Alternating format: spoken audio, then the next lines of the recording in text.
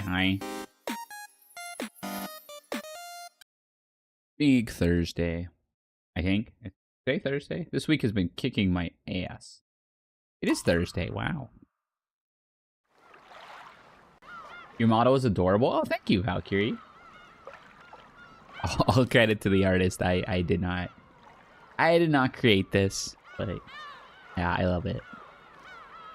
Oh, okay. Umineko When They Cry. We're on episode 2. Episode 2. What happened? So Shannon broke the mirror and released Beatrice, or started to release her. She's dating George because of it, allegedly. And nobody likes it.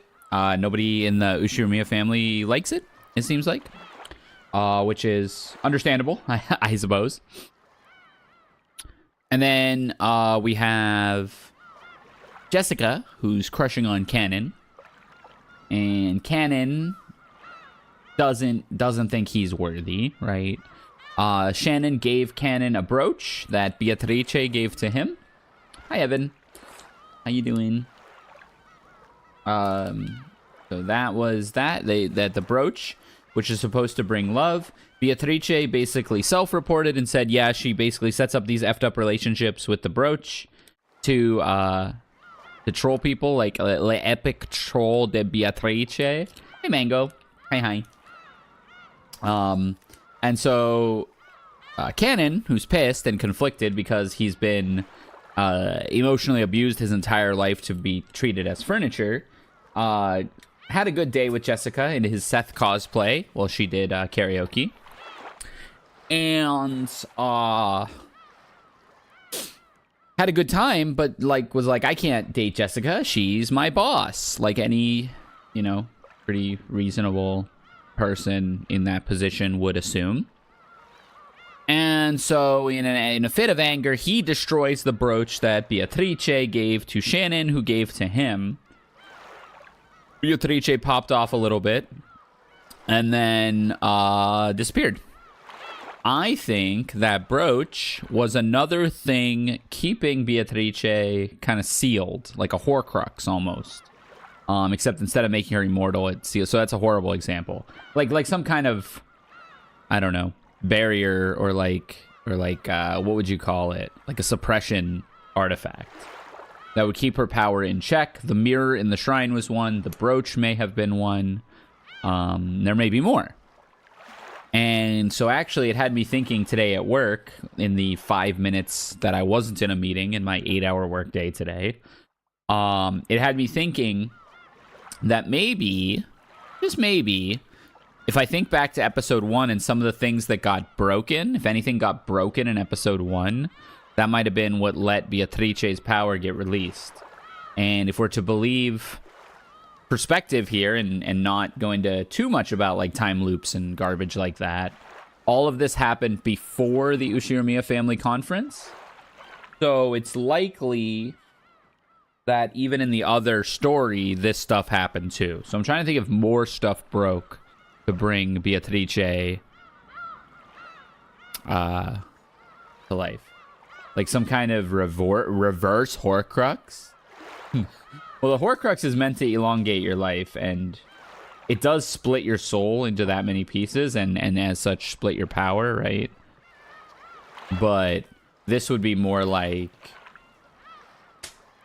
something that inhibits her power, and each one of them is like contributing to inhibiting her power.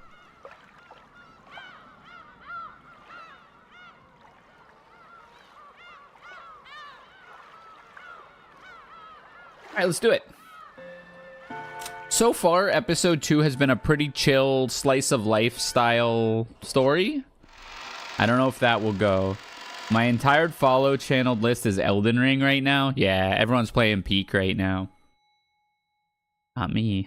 I've never even played the game.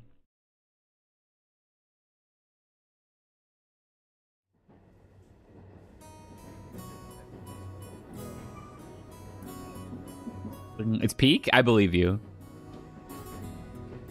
They had eaten breakfast at a coffee shop in the station building. By chance, the inside of the shop had been decorated with Halloween colors since it was October. Not like how Sekiro was peak, but it is peak. So, like, when you say not like Sekiro, do you mean not to that degree? I.e. Sekiro is more peak? Or it's a different kind of peak? Maria had seemed to be awfully pleased with that. For quite some time, she talked loudly inside the train about wanting to have a Halloween festival, without caring that she was attracting the attention of others. Halloween is popular in Europe and America, but people aren't that familiar with it in Japan. The shopping district was colorfully decorated with orange pumpkins. The costume parades of children demanding sweets and saying trick-or-treat were nowhere in sight. Here we go. I want a Halloween festival. I don't want to wear those clothes. I want to look like a witch. Oh, damn. It's so weird. Everyone, like, being alive. Within the realm of Peak, Sekiro is Everest, and Elden Ring is Kilimanjaro. Okay, okay. Good comparison. The family conference isn't for playing. We're going to meet grandfather, so you have to dress up nice. While it wasn't completely full inside the train, it was really packed, with almost all the seats occupied by passengers. Maria was making a fuss among them, stomping her feet on the seat while Rosa scowled at her. Rosa had warned her many times to lower her voice, but Maria hadn't obeyed her at all. Once Maria got like this, no matter how much you tried to explain the situation or calm her, she wouldn't listen. Before, Rosa used to pamper Maria and give in to her at times like this, but that had probably been a mistake. Surely Maria had gained the mistaken impression that throwing a tantrum long enough would make her mother give up and do what Maria said. Rosa had realized that error with the help of an educational book, and since then, she'd hardened the part of her heart that wanted to pamper her beloved daughter. Oh, she reading Dr. Lipschitz? Are we still in the rom-com portion? I believe so. We're still in episode 2, and not much has happened. Like, I ended pretty early last night. Umineko is that one mountain on Mars that's... Her mutual understanding with Maria began to grow weaker and weaker, and she began to get discouraged by her own powerlessness more and more often. If you don't give me sweets, I'll play a prank. I don't have any sweets to give you. We just ate breakfast. If you don't give me sweets, I'll play a prank. If you don't give me sweets, I'll play a prank. You're gonna kill everybody. That's the prank. Oh my god, dude. A stout old woman who was sitting nearby as Maria stomped her feet picked a candy out of her handbag and held it out to Maria. Mind your own business, lady. Oh, I got a sweet. Look, look. Hey, Maria. You can't just accept sweets from strangers, right? Give it back. Oh, don't worry about it. Oh, ho, ho, ho. She's such a spirited young lady. How old is she? 4? She's 50. Pans over to Danny DeVito as Maria. Maybe there was no malice in the woman's words. However, Rosa seemed to find that remark extremely humiliating. Maria, haven't I always told you, don't accept sweets from strangers? Ooh, she gave it to me. Yeah, no crap. No, it's mine. Let go of it. How many times do I have to tell you to do what Mama says? It's mine. I can't, dude. Oh, here comes the smack. Don't I always tell you not to say ooh? Holy crap, she got off. Rosa reflexively hit her. So this is just a reflex at this point. Me when I hear ooh, it's the meme with the guy punching that says like, what do you mean you don't like Dr. Pepper? But it's Rosa beating the crap out of Maria. Rosa immediately took the candy from Maria's hand and pushed it back towards the dumbfounded old woman sitting next to them. Please do not give sweets to my daughter. I'm so sorry. Breathing heavily, Rosa once again held the candy out to the old woman. After getting flustered about what she should say for a few moments, perhaps the old woman realized that her actions may have troubled this parent and child, and she accepted the candy back, apologizing. Sag. Me when I dissociate. After that, Rosa finally took notice of her surroundings. Her daughter's clothes were all messed up. She was crying and shouting with her nose dripping. And there were many dumbfounded passengers watching them. Except for the sound of the train running, the interior was completely silent. Fortunately, that pitiful silence didn't last more than a short while. However, it was followed by an even more painful atmosphere as everyone began to whisper. Maria shouted, cried, kicked, and stomped her feet, as usual, paying no heed to the people sitting around her. Impulsively, Rosa tried to slap her again, but she noticed the cold eyes of the people on the train and couldn't. Huh? Dude. When the train stopped, Rosa forcibly pulled Maria's arm and got off, almost dragging her daughter along. Maria didn't stop crying. Rosa took her to the end of the platform and hit her cheek again. At that moment, she was hit. Yeah, maybe I shouldn't slap my child in front of all these people. Or for that matter, but, you know, one step at a time.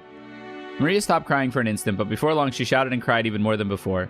Overwhelmed with emotion, Rosa grabbed the nape of Maria's neck and dragged her, tugging her hair. Mama, it hurts. Oh my god, didn't I tell you to shut up? That ooh of yours. I told you to stop. That's the reason you can't make friends in class, right? Get a hold of yourself, stupid. Why are you still a kindergartner inside your head? I think we left the rom-com portion now. I think you might be right. Why can't you do what Mama said? Why? Why? Well, maybe because you beat the crap out of her. With those severe words, Rosa hit Maria's cheek over and over again. The more Maria cried and shouted, the more Rosa hit her. And the more Maria was hit, the more she cried and shouted. Mama, it hurts. It hurts. Save me.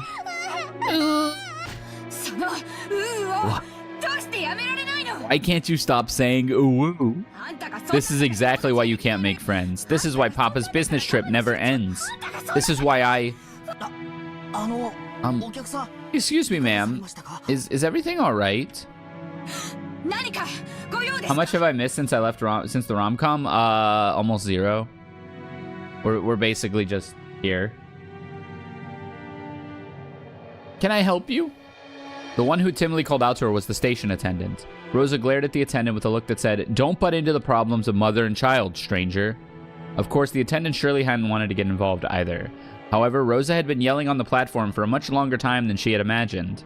Her emotional scolding had led the passengers on the platform to advise the attendant to call out to her. Well, you know what they say, time flies when you're having fun. Rosa yelled at the attendant not to worry anymore, since they'd be getting on the next train.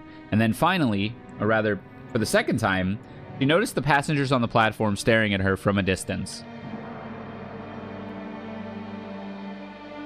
Rosa sweat slightly and felt a breeze make her sweat go cold.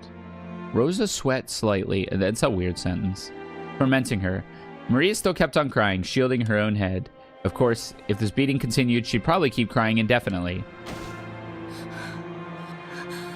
I did it. I did it. That's right. It was me. I did it. Number 5. Who do you think you are? I am.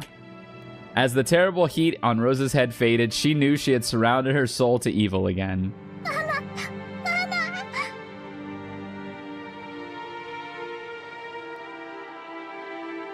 Mama, come back.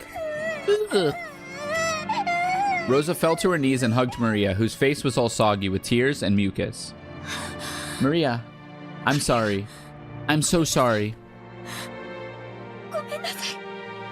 Number 5, are you kidding me? Mama, welcome back. Welcome back. Finally, Maria realized that her mother was her mother again. Oh man, that's messed up. She clung to her mother's body and cried, burying her face in her mother's chest. Forgive your bad mama. Forgive your bad mama. I'm so sorry. Please don't hate your mama.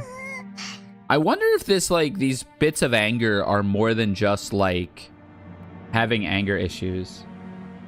Yeah, sorry doesn't mean much at this point, but I wonder if, like, just speaking about Rosa here, maybe she has, like, another personality or something.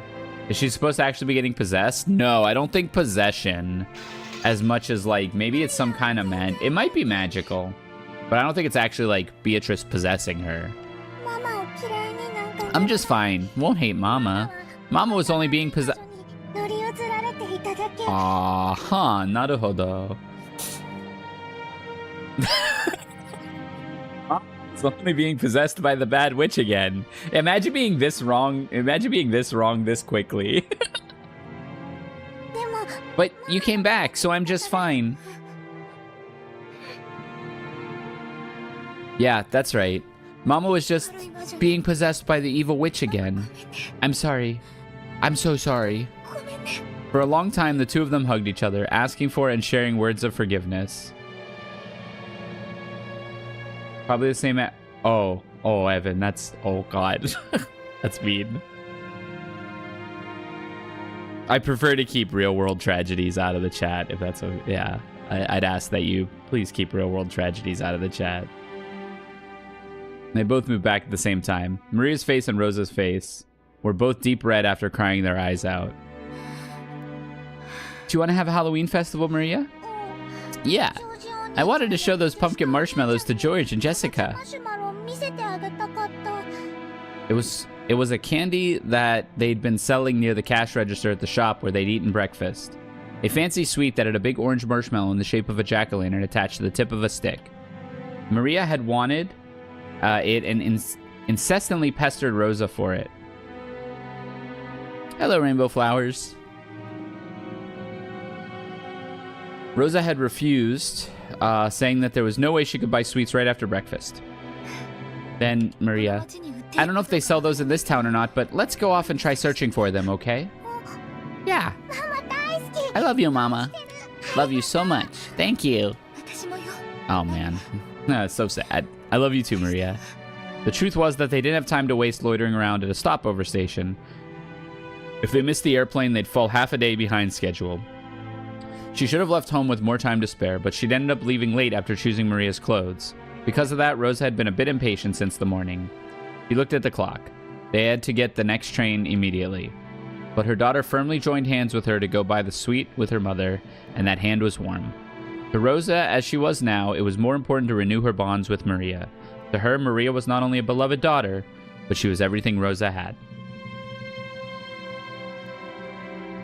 Fortunately, they could see a big supermarket right in front of the station. They might not be able to find exactly the same sweet, but Maria would probably be happy with a similar one. Besides, Rosa couldn't show up with a face swelled from crying. She must fix her makeup. Maybe we won't find a marshmallow exactly like that one, but hopefully we can find something like it. My face when I'm at the Raleigh, North Carolina airport and I'm buying a marshmallow from that sweet store. Let's buy some and surprise all of your cousins together. Yeah. As long as we buy it together, any sweet is fine. They exited through the turnstiles of the station in this unknown town. Maria walked across a pedestrian crossing together with her mother, chuckling to herself as though she was walking in an amusement park. Both faces were still deep red. The two of them, mother and child, smiled warmly at each other without any restraint. What is this story trying to tell now? Because this is all like the lead-in to the family conference. The other one basically started at the family conference. Started at the airport before. And now we cut back to the mansion? I guess that's just showing that this Maria Rosa like abuse has been going on for a long time. Dear, what are you doing in a place like this? Oh, it's you. It's nothing. I just find a pleasant place to think. All of our preparations for today have been completed. Why don't we have some tea and relax while we wait? Oh, forgive me. I'm always making you handle such troublesome matters. Please, rely on me even more. I am your wife. Naturally, I'm grateful to have you always coming to my aid. That's precisely why I'm able to devote myself to my work. Oh, it's just my bitch wife. God. Dee, this coffee's nasty. Dee, this tea is disgusting. Where's the Earl Grey? I understand about your work. And the topic of father's inheritance, right? That has nothing to do with you. It's nothing more than fishing for rotten meat amongst greedy siblings. It's okay, dear. Everything will go well. Your business has never failed to work themselves out. Okay's business. Natsuki softly cuddled close to Krause's shoulder. He complimented Krause on his hard work, but Natsuki knew better than anyone that his work wasn't going well. Krause's project was something like a seesaw where a large amount of money swings. Big investments can lead to massive payoffs. But like large seesaws, they tend to shake a lot when moving very slowly, instead of showing immediate results. At times, it's possible to make further investments so that the seesaw inclines faster towards the side you want. Of course, you'd only do that if you were confident you'd be able to recover all of your investments in the not-so-distant future. However, the seesaws Krause chose never turned out as he would have liked them to. His foresight wasn't wrong, but the times were moving sluggishly. They never managed to catch up with him. For example, think of a literal seesaw placed in a park. It is a really popular item, so there's always someone playing on it. And you've got to wait a long time for your turn. Let's say that one day, you spotted one of those seesaws that was completely unused, and you raced to grab it first and have it all to yourself. However, unless someone got on the opposite side of the seesaw, you wouldn't be able to play on it. What if lots of time passed and nobody came on the opposite end? Krause is just a bag holder stuck on the seesaw. Seesaws are popular, so if you wait long enough, a companion will surely show up. But Krause noticed something. The weather's getting worse, so nobody's coming outside to play. But seesaws are popular, so someone will surely come eventually. If he vacated his place because of the worsening weather, it would certainly be snatched away. And once again, he'd end up longingly gazing from a distance at someone else having fun on the seesaw. On one side of the seesaw, he continued to wait patiently, all alone. This was Krause's project and his current situation. He's a bag holder.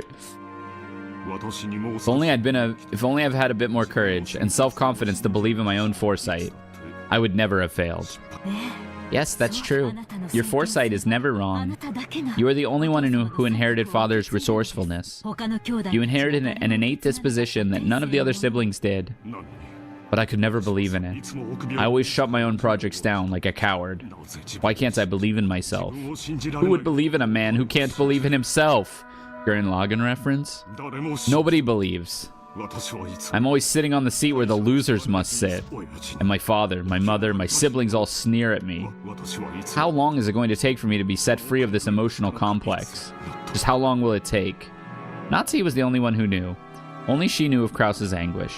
As the eldest son of the Ushiromiya family, who would soon be forced to bear an immense responsibility, he couldn't open his pained heart to anyone, and he was always getting compared to his father's great enterprises. I've made some preparations concerning all other matters, so that you will be able to devote your attention entirely to the family conference. Yes, everything else has been seen to. Thank you. Will there be any problems dealing with father? No. Genji and Nanjo are on our side. I'll never allow those greedy siblings to make a contract with father, or make contact with father. Oh. Is she why he's stuck in his room?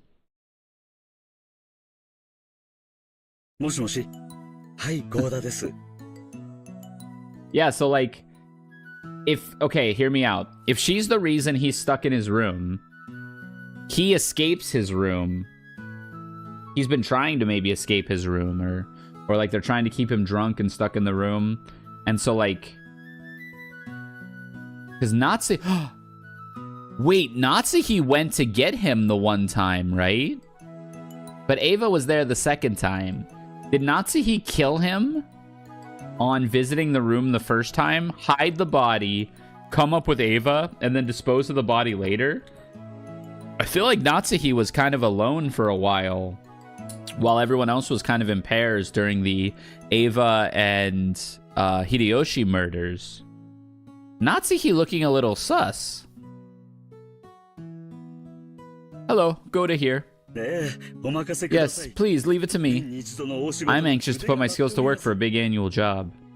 In the kitchen, multicolored ingredients were gathered and the preliminary arrangements were promptly being started. Even though it was still morning, the ingredients for dinner were already in saucepans and steaming. Normally, he had to deal with several assorted matters, but on the day of the family conference, he could devote himself entirely to cooking. To Goda, who was originally a chef, this was surely the greatest gala occasion of the whole year. Yes, dinner will be calf steak. A wonderful cut of the meat is already anxiously waiting for tonight in the refrigerator. Please, be sure to look forward to dinner. It was rare for Goda to be in a good of a mood toward the fellow servants. Goda bragged about being the Ushiromiya family's personal chef, and knowing he was considered worthy to display his excellent cooking at the family conference was his greatest honor. Understood. I will leave everything to you. Also, Is Kumasawa there? Kumasawa? I happened to see her earlier, but she is not here. Perhaps she went to get things ready in the guest house. Is she loafing again? No, it's fine. Please, continue with your work. Yes, leave everything to me, Goda. Genji placed the telephone back on the receiver, sighing lightly. Genji sighed once again, thinking of Kumasawa, who was probably hiding again, even though things were this busy. Me when I get time off to go to a major and devote myself entirely to cooking? Yo, true. And the ostentatious Goda, who only felt like doing anything on a day when he could show off. Excuse me. The preparations for all the room in the guest house are complete. We received instructions from Milady to prepare a room for 4 people so that the children can spend the night together. So what shall we do? I hear Battler will be coming in for the first time in 6 years. Presumably, Milady wants to stay up late into the night with her 3 cousins. Make the preparation. You do not need to tell Madam. I see. Certainly. So tonight we'll have the late night shift, followed immediately by the morning shift. It looks like these 2 days will be tiresome. Speaking of which, the weather's forecast is saying a typhoon will strike in this area. Will everything be alright? Assuming the typhoon doesn't stray too far from its course, it may affect the boat ride back for the family members. The family conference schedule might be extended until Monday or Tuesday. Our task may be a long and tiring one, but I earnestly ask that you take care not to make any blunders. Chess reference? Shannon, remain calm and do not panic. Shannon, be sure that to greet our guests in a sociable manner. Yes, I'll be careful. I'll be careful. Today we must conduct ourselves in a manner suitable for a very important guest. See to it that you make no blunders. We understand. All guests who visit here are important. Kennen, in the truest sense, we will be receiving a very important guest today. Does he know? Paul Dano in The Batman? Make sure that you are prepared. Yes, sir. Paul Dano as George? Hold on, that might cook. Shannon, is something the matter? You seem to be uneasy. Do you have some prior engagement at this time? Huh? No, it's nothing. My apologies. Nei-san, important guests will be arriving today. Detach yourself from your private life. I don't know what you mean by private life. As Shannon blushed just a bit, she turned her gaze away from the clock. Was it about time for the airplane carrying the family to arrive to Nijima? She tried to hide the fact that her upcoming long-awaited reunion with George was making her heart race, but Cannon, who stood beside her, seemed to see right through her. Interessante.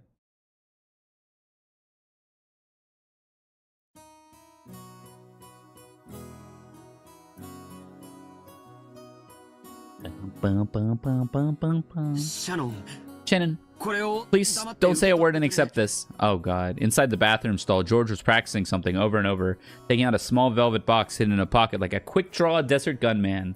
First of all, shoutouts to the quick draw brawl. Goats of the scene. Second of all, shoutouts to Ping Pong the animation, George preparing for a big moment by standing in the bathroom. That's not it. Shannon likes men who are more assertive. I've got to pump it up with more horsepower. Thirdly, shoutouts to the Horse Girl anime. Horsepower mentioned. Shannon, put this on your ring finger. That's an order, okay? Oh, nope, cringe. If I don't say it properly, then it's on the left hand. Maybe she'll put it on the right hand. No, Shannon isn't that ignorant. But unless there's some room for her to express her free will, that could be a little... I mean, umai pyoi, is that how it's pronounced? I don't actually know much about that. I mean, ooh. As he crossed his arm muttering, someone knocked on the door. George was snapped back to reality. Oh, the god, Rudolph. Hey, George, you okay? Got a stomach ache or something? Hey, Uncle Rudolph. It's okay, I'm fine. No need to worry. Really? That's good then. But you know, you're straining way too much. Your ass will burst. Oh, burst baited? Rudolph washed his hands, laughing cheerfully as he left. George, realizing that the most embarrassing part hadn't been overheard, relaxed and felt extremely relieved. He's so sick? Yeah, he's kind of sick. Is he in the fighting game? I can't look up the fighting game because, in Triplicate's words, the mere existence of some of these characters is spoilers. Which I imagine is true because I'm like, I mean, just knowing nothing, right? I'm sure Beatrice is playable, and that her existence is a spoiler. Kyrie, is Rosa here yet? Not yet. Probably? Yeah, I mean, I'm sure it's not safe to look up the roster of that game. Not yet. She's pretty... Aura said he's on like chapter 6, and apparently some characters are still spoilers for him. It's a good thing the weather's delaying our flight. If the schedule had gone out normally, she would have missed the plane. What'd she plan on doing then? Rosa's very much an adult now. She'll manage. No matter how old they get, older brothers always treat their younger sisters like children. Of course, Dad's always a kid, too, no matter how old he gets. What you say? If I'm a kid, that'd make you a baby. Come on, Battler, baby. Ha! What? Stop. Stop, that tickles. Hey, stop. You look more like two bratty friends than a father and son. Look, she's here. Oh, if it isn't Rosa. Hey, Rosa. What's poppin'?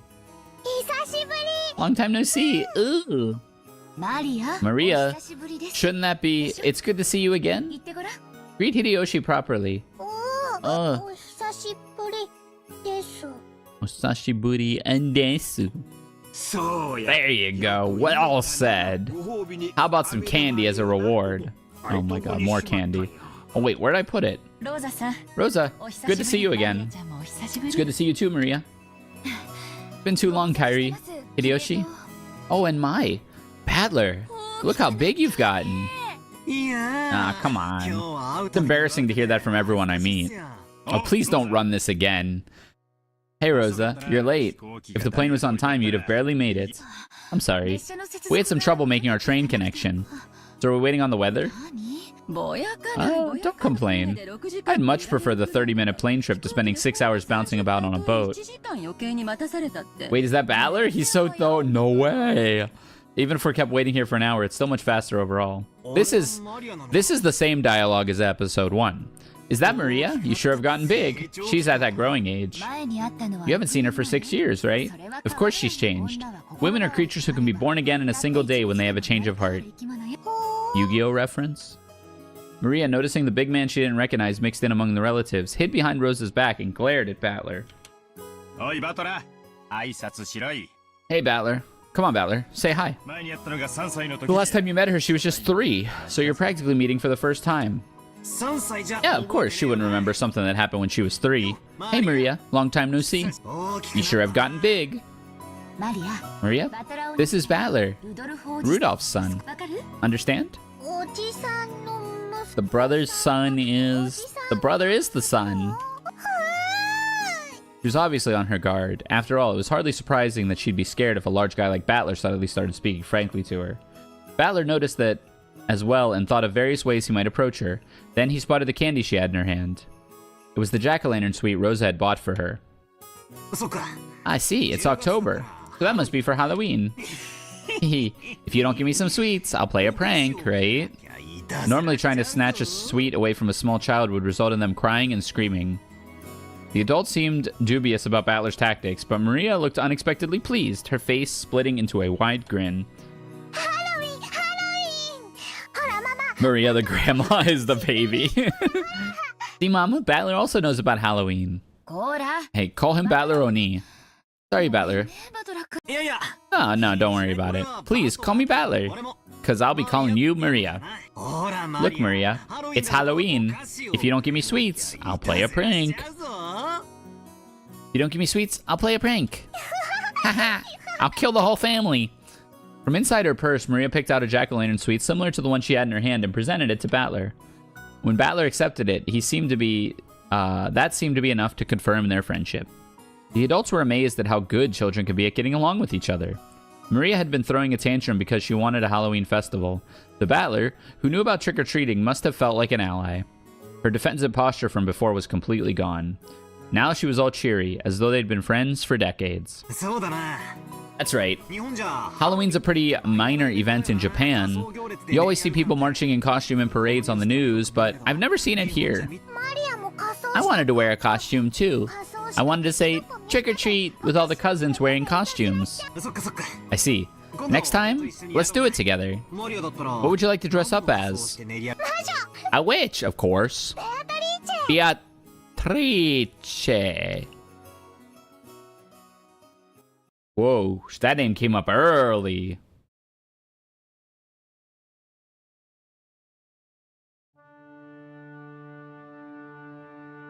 There she is.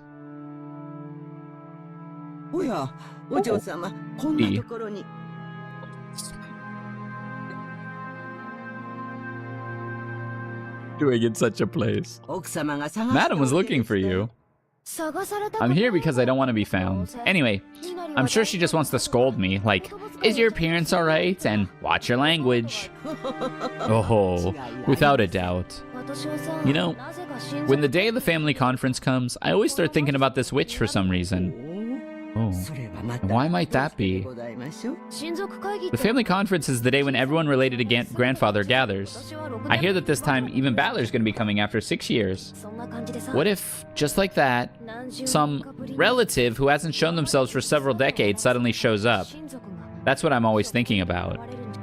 Oh, like a bastard child that Beatrice had. They brought up that possibility in the last one, right? But they also said Kinzo would definitely have, like, brought her up and said, like, hey, she deserves this because he was so infatuated with Beatrice. Could a relative like that really exist?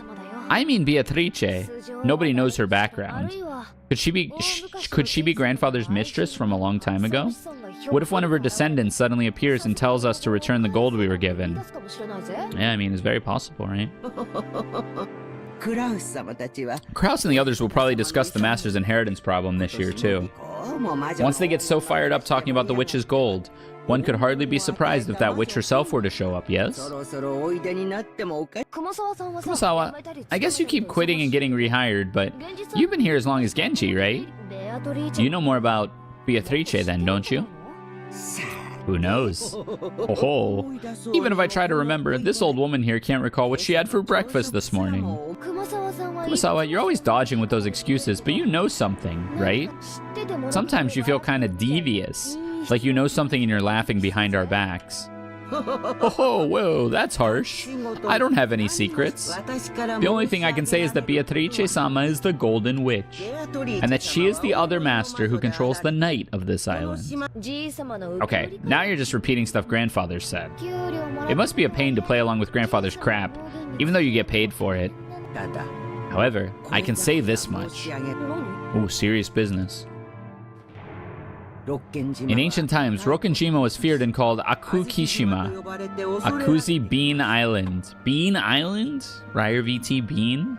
The Azuki is said to be a corrupted form of Akujiki, and in fact it was called Akujiki Kishima, Evil Appetite Island. This is what is told among the fishermen. I've heard that before. Supposedly there's lots of sunken rocks and shipwrecks around here, so the fishermen got scared and stayed away whenever they could, right? Evil spirits settled down in Akujiki Shima and have continuously eaten the souls of people since ancient times. Quite a few people lost their lives because of this island. And then that monk, when traveling Shugenja or whatever, built that shrine, reposed the souls and settled them there, right? Sounds pretty crazy. And that shrine for the repose of souls was destroyed by an eerie violet thunderbolt this summer, which tore up the darkness of the night.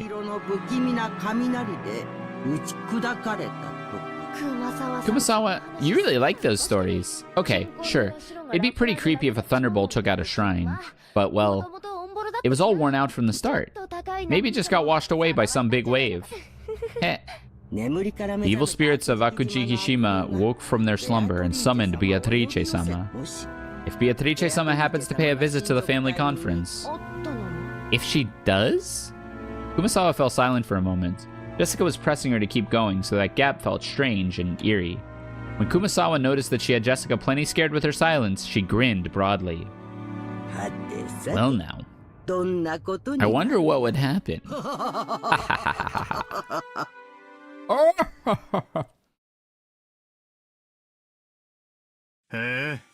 Okage business. Whoa, that sounds great. Of course. Won't you be able to do better at work if you get a chance to enrich your heart by living the good life every once in a while? Yeah. I can't live right unless both your wallet and your heart are enriched after all. Sure. I'll keep that day open. Go ahead and make reservations. Okay. Don't even think of missing it. Yeah. I'm counting on you. Love you, Kiri. Rudolph at work?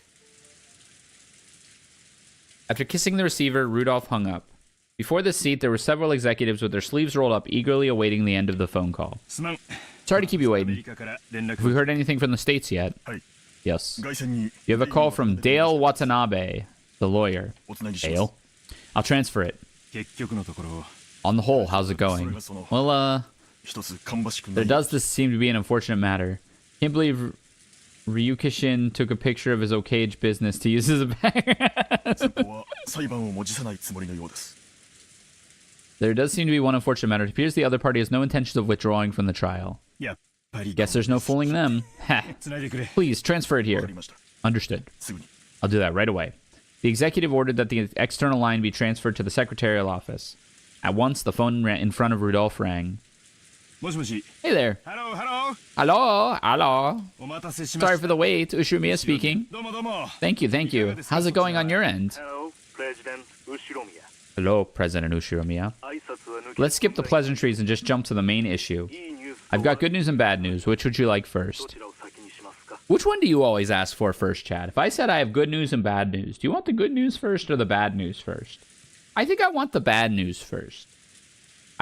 Much like when I order Taco Bell and get like 3 different items or 4 different items, or if I'm feeling, hungry, like 7 different items, right? I want to eat them in order from like least good to most good. I want to have that progression of items. I don't know if anyone else does this. I do it specifically with Taco Bell. And like if I order like 4 things, I make sure to eat them in the order, and I don't mix ever. Like I open one item at a time and I eat them in the order of worst to best. So I think I would want bad news first as well, for very similar logic. Might as well start with the bad. I hate fighting when there's no dessert.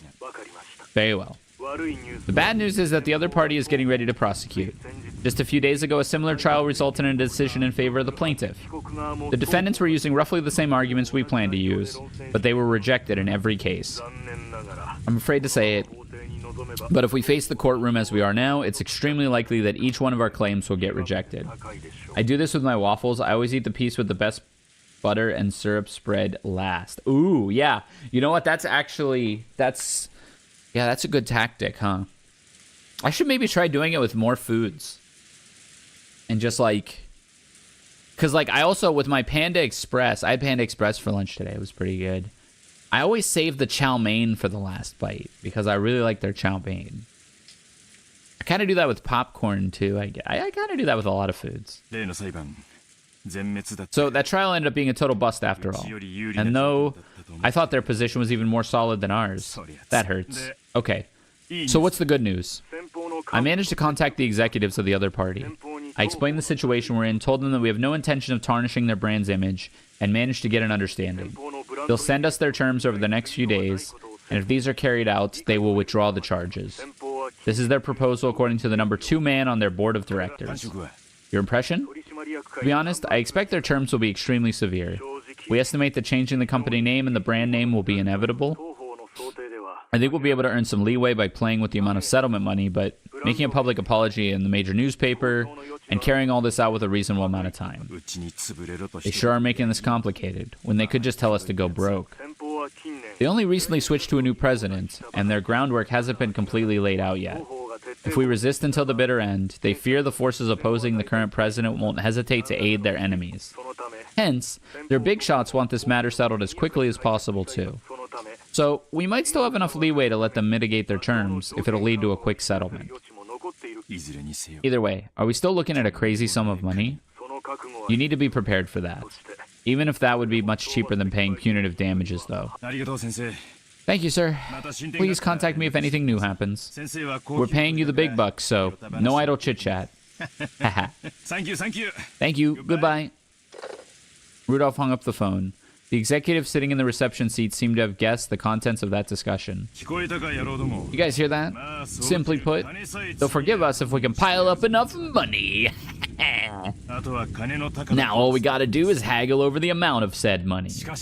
But President, the likely sum for that settlement with Mr. Watanabe indicated is too much. We don't have that much of a margin. If we'd known this would happen, we never would have started diversifying. The calculations were that we could escape a capital crisis if we managed to endure for 3 years. To think we'd be stabbed at a time like this. How bad can our luck get? I guess we fell at the step of hop, step, jump. It's enough to make you cry. Oh, cry.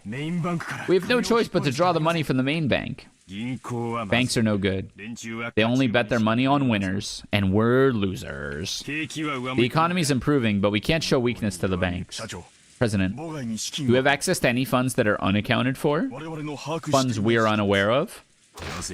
Quit it. Do I look like that kind of a man? The contents of my wallet are totally exposed to you guys, okay? The account books over there show all that our company has. In that case, we need to raise money. We need a sponsor who can draw in several million for us as soon as possible. President, could something like that be worked out with one of your personal connections? President? Calm down, you bastards. Let me worry about raising the money. You guys just keep the business running without making too much noise. Our accusers are saying they'll let us be if we can show them the money. We've already got thick pipelines in Asia. Things will probably be shaky, but we'll be able to maintain our current deals. Basically, if we can just bring the money together, we'll be able to solve all of our problems. Just you watch. I'll fix all this. I won't leave you out in the cold. Time to start getting your hopes up again. Once this is all behind us, I'll be rewarding all of you with a champagne tower. I promise you that. So shut up and follow me. Got it? What a leader. The airplane suddenly shook, probably due to turbulence. Rudolph was jostled awake. He'd woken early that morning and ended up drifting off to sleep while resting in his seat. You okay? Are you sure you aren't still pretty sleepy? After all, it seems you've been really busy with work lately. Being busy with work is nothing to complain about, right?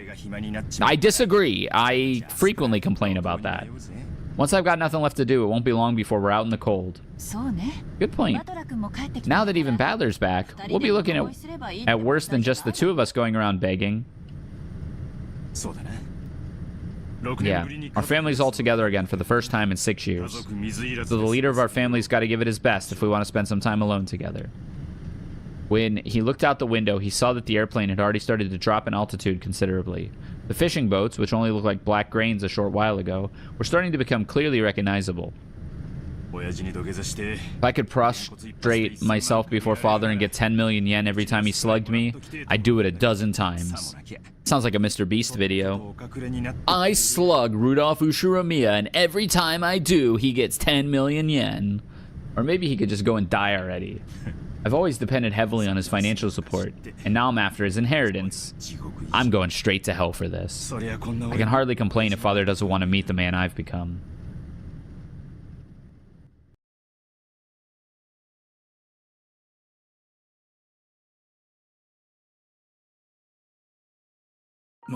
Could it be that once again you do not plan on making an appearance at the family conference? Nanjo looked at Kinzo's face, sighing. Kinzo's eyes remained rooted to a strange book on magic. I have no intention of joining the vultures in their debate. They can discuss how they'll suck my bones dry on their own. How utterly contemptible. My. How troublesome. Nanjo shook his head slightly. To him, children and grandchildren were lovely things. He believed watching them grow was the only way to truly enjoy your old age. So Kinzo's words were very saddening to Nanjo. If the time comes for me to leave this room, I will show myself. Just as she does not show herself yet. When Kinzo raised his face, his gaze pointed at the portrait of the witch, which was respectfully displayed on the wall. Ugh. Kinzo's mind didn't dwell for a moment on the fact that today was the family conference, where all of his beloved relatives would gather. It was filled only by the face of the witch in the oil painting, who never smiled except inside the portrait. Everybody knew that interrupting Kinzo when he talked about Beatrice would trigger his wrath. Today I will hold a certain ceremony. Oh. And what might that be? Perhaps it's closer to a gamble than a ceremony. After all, magic without risk can never house a miracle. Nanjo had heard Kinzo say this many times before. You might even call it a pet phrase of his. Kinzo apparently believed that magic and miracles could occur if you gambled your own fate with a certain amount of risk and triumphed. I wonder what sort of gamble you're making. As the man who was once called the Golden Gambler, and who's now so old he might pass at any time. This should be worth watching. I see. So the secret ritual I have developed after much research appears to be nothing more than a gamble to one unversed in magic as you. To one unversed in magic as you. Very well. If I have faith in miracles and win, you will see clearly on this day that all my research did bear fruit, despite it seeming to be a little more than the product of my eccentricity. You win? It will all end just as you have already seen, as nothing more than the eccentricity of an old man who might leave this world at any time. Oh. Just what sort of gamble could you be planning to take? As your friend, that bet or ceremony as you called it, I can only pray most sincerely that you achieve victory. Yes, thank you. Speaking of which, Kinzo, have you heard that a much longed for guest will be present at the family conference this year? Huh? For once, Kinzo reacted to Nanjo's words and turned around. That's right. Battler, from Rudolph's family. I hear he'll be coming after an absence of 6 years. I'm sure he became a splendid boy. Oh, Battler. I wouldn't call him longed for. A guest who's failed to show for a mere 6 years. After hearing Battler's name and making a disappointed and ill-humored expression, Kinzo turned his back again. Yeah, he was hoping to hear Beatrice. I imagine those 6 years went by in a flash for you, considering how you've immersed yourself in your research in this room. However, we might actually receive a visit from a truly longed-for guest. Everything depends on the result of the roulette. The roulette has already started to spin. Will it be red or black? Tonight, let us enjoy ourselves as we see what kind of miracle the roulette will show us. The payoffs are large, and I don't intend to lose. Beatrice, accept my bet. At that time, the telephone rang. The piercing sound seemed to irritate Kinzo, and he picked up the receiver to preserve the silence as much as he could. What is it? I'm busy. Genji here. Everyone has arrived. What of it? Just serve them some tea or something. Okay, I will do that. Kinzo hung up the phone rudely. Looking at that, Nanjo sighed yet again and shifted his attention outside the window. As he is now, I doubt Kinzo would pay any heed to any sort of guest. Could any guest possibly make Kinzo come out when the time comes? Kinzo had a single person in mind, but that was a guest who certainly would not appear. Nanjo stared at the witch of the portrait with her impassive expression, unable to decide whether she was smiling or sad, and then gazed up at the lead-colored sky.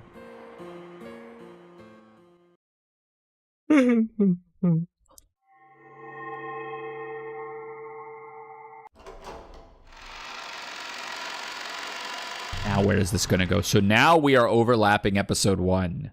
What happens the same and what happens differently? Whoa. I got an achievement. It says, welcome back to Rokenjima. We hope you enjoy your stay and we hope you survive. So, are all the pieces in place? Shall we line them up again and start a new game? Any objections from you? Oh. Nope, none. The witch looked at him challengingly while elegantly smoking her pipe. And Battler? He just rudely shrugged his shoulders as if he didn't care what she did. He didn't meet her eyes, but that didn't mean he didn't intend to challenge her. It showed his clear determination to never be taken in by this bastard's tricks. It was an expression of his determination to fight. Don't tell me you're jumping into this without a plan. I don't even know how you'll make your first move, so I've got no plans or anything. Go ahead and move first. Oh! Hold on. Also, this song goes hard.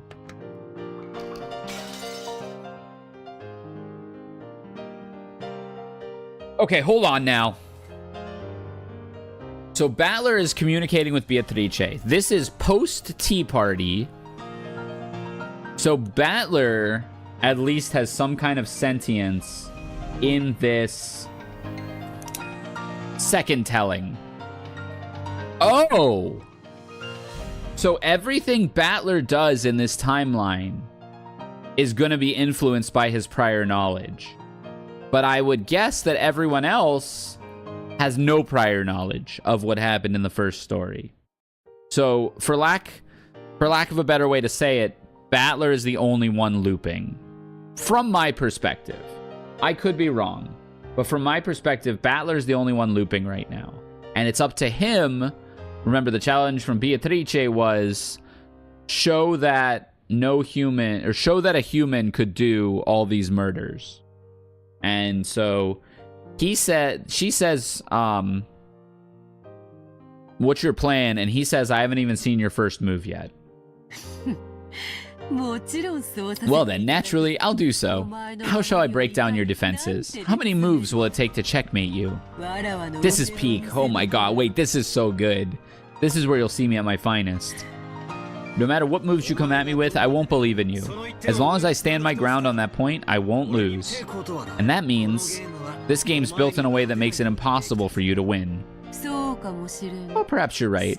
However, I'm the one who decides how many times we'll hold this game. We'll repeat it over and over again until I win and you acknowledge your defeat. See? In other words, this is torture. An eternal torture that shall continue until you surrender to me. Yeah, I mean, I guess for what it's worth, she already has him dead and in Purgatorio, right? So she kind of can't lose. But in Battler's world, he can't lose because he'll never believe in her, no matter what fantastical things she shows him in this afterlife. He'll never believe in her, and she'll just keep doing it until he submits. So they're in an eternal stalemate. Then I'll play your game endlessly, as many times as it takes until you run out of patience. I've never lost in a test of stubbornness. Oh, did a certain witch plant that idea in your head? Very well. I'm tired of listening to you ramble. Come on, get this started. Then, let us begin. I already know all of your moves. A defense doesn't amount to much if a plan behind it is known. Don't think you'll be able to define me with the same moves. Alright, Battler, you gotta go random. I love all the fighting game advice in this game. Like, that's actually fighting game advice. Beatrice, I've got just one thing to say before we start. What is it? Get your game on. Go ahead and say whatever you want. However, whether I believe you is something I'll decide for myself. No matter how impressive the magic of yours is, my soul won't yield to you. You think this is torture for me? You're wrong. I'm gonna make this shit torture for you. Yu-Gi-Oh! GX Generation X. Then what else could it be? This is torture for you. Pointing?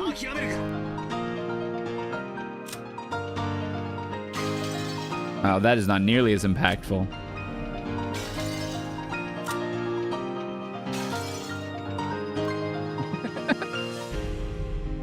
Someday you'll surrender to me and give up. Until then, you'll be tortured over and over again.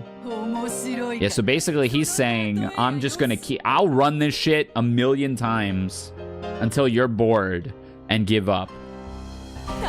Torture where we torment each other. Yes, truly amusing. Come, so shall we begin that torture? Ushiromiya Battler? This is so... Dude, I got chills. This is so good.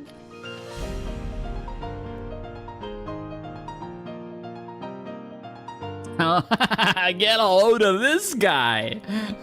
me and her forever. Sounds like torture. Oh, the old ball and chain. God, it's so peak. This is incredibly, like... It's just the little things like that, like... You know, they're just telling a random story and you're like, where's this going? And they drop that scene at, like, the perfect time and everything makes sense now. Every year, the relatives visiting Rokkenjima would let out a sigh of admiration at the rose garden that first greeted them. They would stop there to chat about the rose's beauty and how well they were blooming that year. In the midst of all this, there was a single unhealthy rose, and Maria became overwhelmed with dejection at it. Now, I will say, I kind of hope they speedrun some of the plot points that are going to be exactly the same. Wait, is this going to turn into, like, Ace Attorney? where like after each murder, it's gonna cut to Beatrice and Battler like debating on the feasibility of the kill. Oh God, I hope so. But George used his quick wits, and saying that everything would be fine if they took care of this poor thing, marked it with a candy wrapper and immediately restored her good mood. Okay, they are kind of speedrunning some of this stuff. Then Battler, with whom she'd been getting along well with since the morning, started talking about Halloween. This was such a favorite topic of Maria's that she began playing around energetically again. Now, he didn't talk about Halloween in episode 1 at this time. So I also want to believe that Battler is controlling his actions in this playthrough of the game. To Maria, that marshmallow jack-o'-lantern candy bought by her mother was probably the greatest sort of treasure. They seemed to have bought several, and she demanded a trick-or-treat from every person she met, giving them candy instead of the other way around. I wonder why Maria likes Halloween so much. I always figured it was a pretty unfamiliar event for the Japanese. Well, it's a kid festival where they get to parade around in costumes, right? It'd be fun to play around in an outfit that's different than usual. Me when I'm commissioning a new outfit for my model. I think there's a slightly deeper cause behind it. After all, she is the witch, Maria-chan. Come to think of it, when we were at the airport, did Maria say that she was going to wear a costume and to be a witch? Does she like witches? Yes. Yeah, she loves them. So much that it becomes a problem. Hey, it's not so bad. You expect kids at that age to love fantastical stuff like that. If it was just a heroine on some TV or anime, at least it'd be cute. Ugh. Judging by Rose's appearance, she wasn't very happy about her daughter's love for witches as a mother. The cousins other than Battler seemed to realize this, and they shrugged, wearing stiff smiles. So you're arguing that because she likes witches, she also likes Halloween? Well, why don't we just ask her if we don't know? Hey, Maria, how are Halloween and witches related? Oh! Yeah, I think this definitely is like present consciousness, like post-mortem consciousness Battler. Because also, like, he started just calling her Maria straight up and was like, hey, let's be friends, like, immediately. So I think he's like, I need to change the course of events here. I think he's trying to get Maria out of getting beat by Rosa here and getting stuck in the rain. As Battler asked that, George and Jessica let out a stifled ah, as if they were trying to stop him, but too late. Maria might have been waiting for just that question. After beaming for an instant, her expression turned a little mean, as if to say, you're totally Oh, shit. Oh, shit. It was the face of a hobbyist who's been ticked off by an outsider saying something stupid about their favorite subject. No, this is not a Reddit smug smile. This is... I think Maria probably also retains consciousness between playthroughs. Ooh. To the Celts, oh god, it's actually, to the Celts, the changing strength of the sun over the course of a year signified its birth, its growing up period, its aging and death, and then its revival. I get it. In spring, the weak warm sun starts to grow up and get hot. And then it gradually gets weaker and worn out. Sort of makes sense to think of as the sun living an entire life. Yeah, so I think Maria... Wait. What if Maria has been regaining consciousness every playthrough and has been through, like, tons more playthroughs than Battler? That would make sense. What if Maria's the one who's really looping here and Battler's finally getting clued in on it? Now, I don't know why this would keep happening, but it seems like Maria, both in the previous episode and this one, it seems like in this one, so let me put it this way. It seems like in this episode, she has knowledge from episode 1. That face she made there was the I'm talking, for lack of a better word, normally, right? We said it was super sus that Maria acts like a baby. And I think she puts on that persona on, call it every playthrough, until she wants to like get to a spot that she could influence or whatever. And so it's possible that she's been through more playthroughs, and like this is Battler's second, but this could be Maria's like 8th or something like that. Yeah, so they thought Maria wants to be hit by her mom. Maybe she doesn't want to be. Like maybe that's what she's trying to actually achieve by going through this. So they thought that at the end of October the sun died, was laid to rest in the land of the dead, and was then revived by the winter solstice. And the name they gave the last day of the year when the sun ended in its 1-year lifespan was Samhain, and they celebrated that. It's an interesting idea to think the sun is revived on the day of the winter solstice, when the daylight hours start to grow longer again. It's a case that makes it clear how much the ancients regarded the sun as sacred. I see. So, what does that have to do with witches? It seemed that the casual urging forward had slightly infuriated Maria. She glared at me with eyes that told me to shut up while she explained. Maria seemed to be having a blast as she talked, so I decided not to interrupt. On the interval between October and November, life and death become the closest they ever will. The Celts believed that during this time, the world of the living grew closer to the world of the dead and otherworldly beings, and many of those living in the other world would come to visit. It was like Bon Festival in Japan. At that time, people believed that souls returning to the physical world would go into people's houses or possess people to do bad things. So in order to avoid harm, they performed rituals. One of those was to imitate a creepy monsters and scare the souls back, which was apparently a way to avoid being possessed. That part became a festival, which turned into a costume parade. You really know a lot, don't you, Maria? Ain't that the truth? Even I never knew Halloween had such a rich history. But where did that whole trick-or-treat thing come from? Her knowledge was so extensive that adults had suddenly started listening in too. Maria, who was normally treated like the youngest of all the time, puffed out her chest with pride. Saying this was just a kids' discussion, Rosa suggested that the adults go on ahead and set their luggage down in the guest house. But nobody else agreed to go with her, and she let out a heavy sigh. Oh, trick-or-treat is just for fun. It has nothing to do with what was originally a Celtic ceremony. This was created later when Christian customs were mixed in. However, I think it's right for Halloween to be that way. That would also explain why Maria knows all of the markings and rituals and stuff. Maybe she's trying to break out of this loop. Maybe she's trying to break out of this loop and has researched a bunch of this stuff. They're definitely going to hit us with the Maria has hundreds of years of knowledge in her little body trope at some point. Because, like, she just knows all this stuff. And I think Suzu, was talking about that in the chat a few sessions back, where it's like, how is she, like, so, like, she's fluent, like, she knows all of Hebrew that's written in all of these markings and knows, like, exactly in the Bible where it comes from. So she's got to be, like, super well studied. And I think the only explanation for that is that she's looping with this concept and every time, you know, becoming stronger and stronger. Maybe this is her witch training from Beatrice or something like that. I don't know. There's a lot that can be going on, but I'm in camp right now. Battler and Maria's actions are specifically important because they appear to be the ones conscious of the looping right now.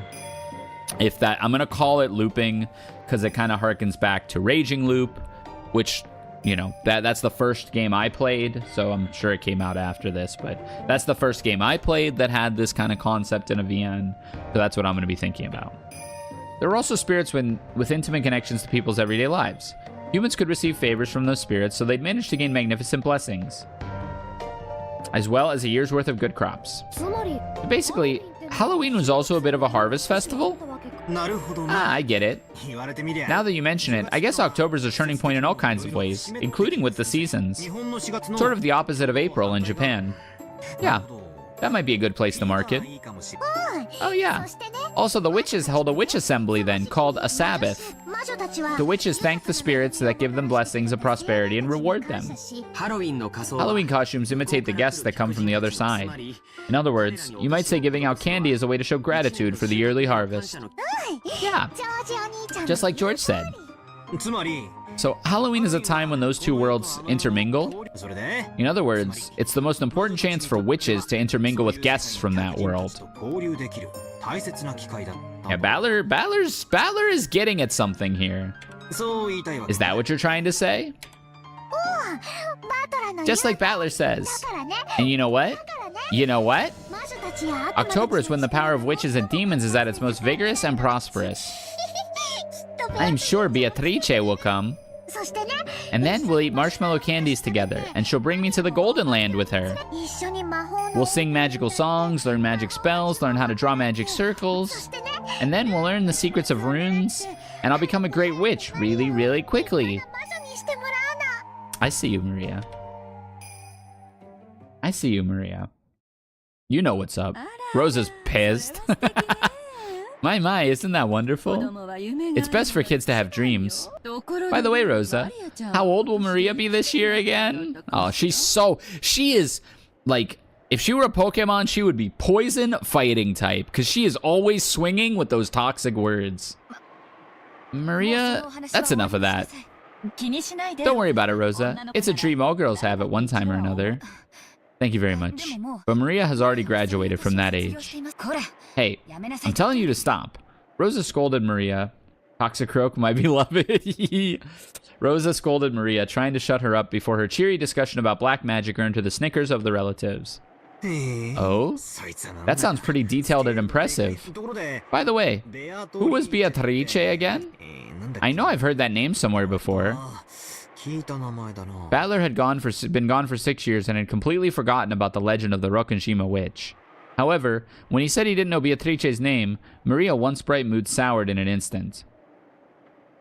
When he saw that, Battler immediately remembered that it was the name of the witch of this island, but the damage had been done. Until Maria's mood improved, she went on and on about many mysterious and fabulous episodes regarding the Golden Witch. That's enough, Maria. Thank you, Battler-kun, for letting her chat with you. Cannon, do you have work to do? Please, leave now. Goda, it looks like everyone wants to set down their bags for the time being. Sorry, but could you guide everyone to the guest house? Certainly. Well then, everyone, allow me to guide you. Then, if you will excuse me. Goda led the relatives, and they began to head toward the guest house. They were eager to set down their luggage and take a breather, so they didn't realize that Rosa and Maria weren't coming with them. Ah. Battler, get over there. After watching them leave toward the guest house, Rosa's face changed suddenly. She let go with the hand that had been gripping Maria this whole time. There was a bright red mark there, making it clear how much excessive force she had been using on Maria's slender arm. The hand then slapped against Maria's head, pinched her left ear, and lifted. Even though I'm always telling you not to talk about witches, haven't I always said that was our promise together? Mama? You really do like blabbering on about Halloween all the time, don't you? A festival for witches? Who cares about the Celts, black magic, all that idiotic trash? You're 9 years old now. Because of that scene you made on the train, I went through all the trouble of making us stop and buying you those disgusting monster marshmallows that look like they have fluorescent paint on them. I went out of my way to buy it, even though you made us late. How much more will you embarrass me before you're satisfied? Man, I can't stand Rosa, dude. As Rosa cursed, she twisted Maria's ear up, almost as though she was about to tear it off. That expression of anguish spread across Maria's face while she frantically stood on her tiptoes, trying to soften the pain in that ear. Ugh. Rosa suddenly grabbed the candy that Maria had been holding. Oh, come on! She threw it on the ground and stepped on it over and over. To Maria, it was supposed to be proof of a memory, of a brief span of time when her mother had brought something fun for her. But now the same mother was grinding it into the ground right in front of her. It was as though a brand had been pushed into Maria's eyes, leaving a mark that could never be erased. This is so sad. What's the deal with this disgusting candy? It's disgusting. Because you're like that? It's all because you're like that. Disgusting. Disgusting. Disgusting. As she said that, she struck Maria's head over and over again with her palm. She didn't hit Maria's face, because red swelling would stand out. Maria closed her eyes tightly, patiently bearing her mother's violence. No, that wasn't quite it. Come back, Mama. Come back. Save me, save me. Defeat the bad witch. Oh, no. Maria wants to learn magic to exorcise the evil witch that takes over her mom, in her belief, when her mom gets angry. That's so sad. She kept bearing Rosa's assault, muttering that over and over again. Didn't I tell you to stop talking about goddamn witches? Why you... Rosa, tired from hitting her daughter. I'm not laughing at that. I'm laughing at the, like, just the exasperation of, like, oh, I'm so tired from all this. Her shoulders shook. Maria gripped her hands together, withstanding it, hoping her mother would return soon. Mama, come back quickly. This is also why I think she wasn't fazed when her mother died in the last episode. Like, this is horrible. Beat the bad witch. Fine. Just stay there like that forever. Just stand there mumbling about witches and Halloween forever then. After hurling those words at Maria, Rosa left in the direction of the guest house, leaving Maria behind. I'm gonna cry. This is so sad. Maria, forgetting even that it was okay to cry, kept staring down at the jack-o'-lantern candy that had been trampled beyond recognition. Oh my god.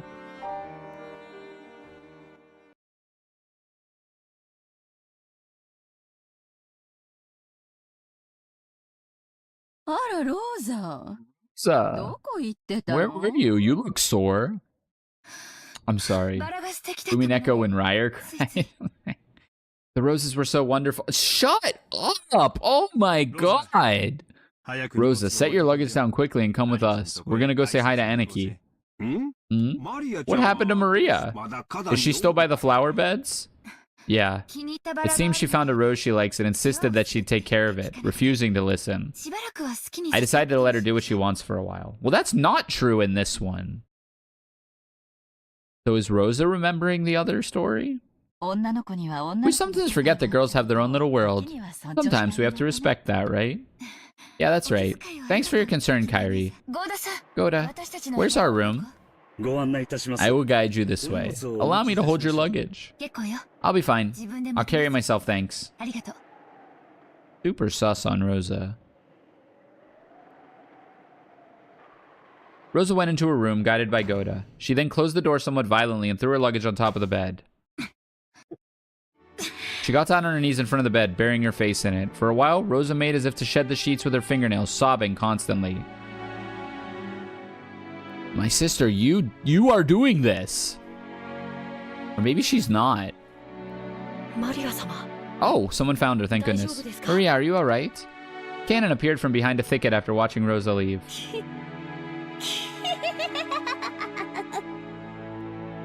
I'm losing it.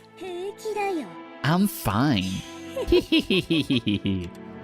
Maria gave a creepy laugh, but to Cannon, who had seen this whole thing, it looked like she was enduring as best she could. She's a horrible person. I can't believe she's a mother. Wait.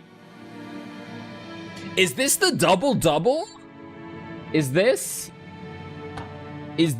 Maria influencing Rosa's mind to make Rosa do those things so Maria can play the victim and garner sympathy? Is this the double-double cross?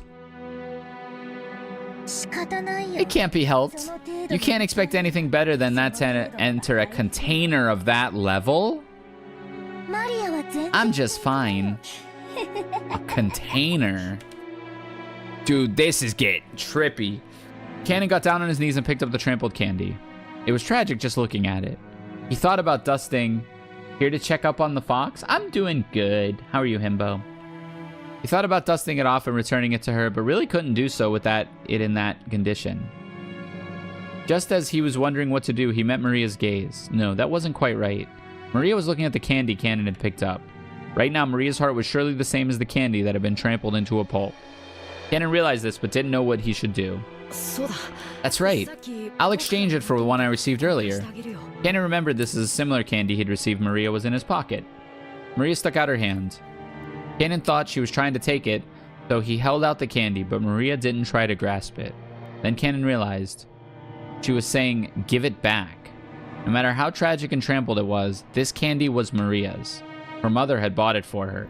No matter how tragic, it had to be this candy, and no other. If only it were intact enough that it could be fixed by dusting it off. Cannon hung his head. Dusting it off is the most I can do. I'm sorry. Cannon held out the miserable-looking candy Maria wanted.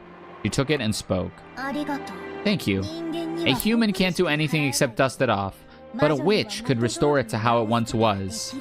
Well, what could furniture do then? We got 3 tiers of existence right now. Furniture, human, and witch. It would be easy for Beatrice. Maria, you know about Beatrice?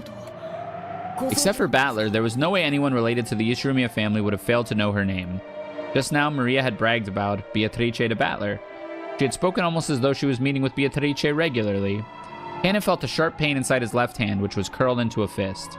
In the past, a witch called Beatrice had appeared to tempt him and Shannon. He'd always tried to think of it as a bad dream. However, Shannon insisted that it was definitely a real witch. And then, this summer, the shrine to the local Shinto god was hit by lightning, disappearing without a trace over the span of a single night. Is it not Beat Trice? Beat Rice? Oh, maybe it is. I thought it was European, so I've been saying Beatrice. It might be Beat Rice. That is Japanese. That's more Japanese, right? He knew about Shannon breaking. I have zero idea, TBH. Thinking. Beat Rice. He knew about Shannon breaking that mirror. And he remembered that. No, that's going to be one of my new tiers for episode 2. Beat Rice is going to be Beatrice and Rosa. And Goda. Goda beats Rice too because he cooks. That's my Beat Rice tier. As he remembered that of the witch departed, he said she'd eventually be revived. Do not say Beat Rice. Well, I might. I don't know. I'm thinking about it. And now, that girl who'd believed absolutely in Beatrice spoke as though she'd not met Beat Rice herself. Cannon couldn't suppress a vague sense of foreboding welling up in his heart. You know what? I shouldn't say Beat Rice, because if I'm intentionally mispronouncing her name, that might disrespect her and I might get cursed. You know what I'm saying? So I shouldn't be mispronouncing that name. For a while, Maria remained silent, as though she could see into Cannon's heart. Almost as though she was waiting for a memory of Beatrice to be revived. And then she spoke as though it was fact. But aren't curses dope? I guess it depends who... Like, for Diana, curses are pretty dope, because she can be curse breaker and restand her champion card if she has enough curses. But if you're Tristan, I don't think you want to be cursed. And definitely if you're other champions, you don't want to be cursed. Yeah, better keep saying it properly like you have been. Right, yeah, exactly. You know, I'm friends with Beatrice. Pulls up her MySpace top friends profile. I'm even gonna meet her today and play. You're gonna play? Yeah, of course we'll play. We're gonna study magic together.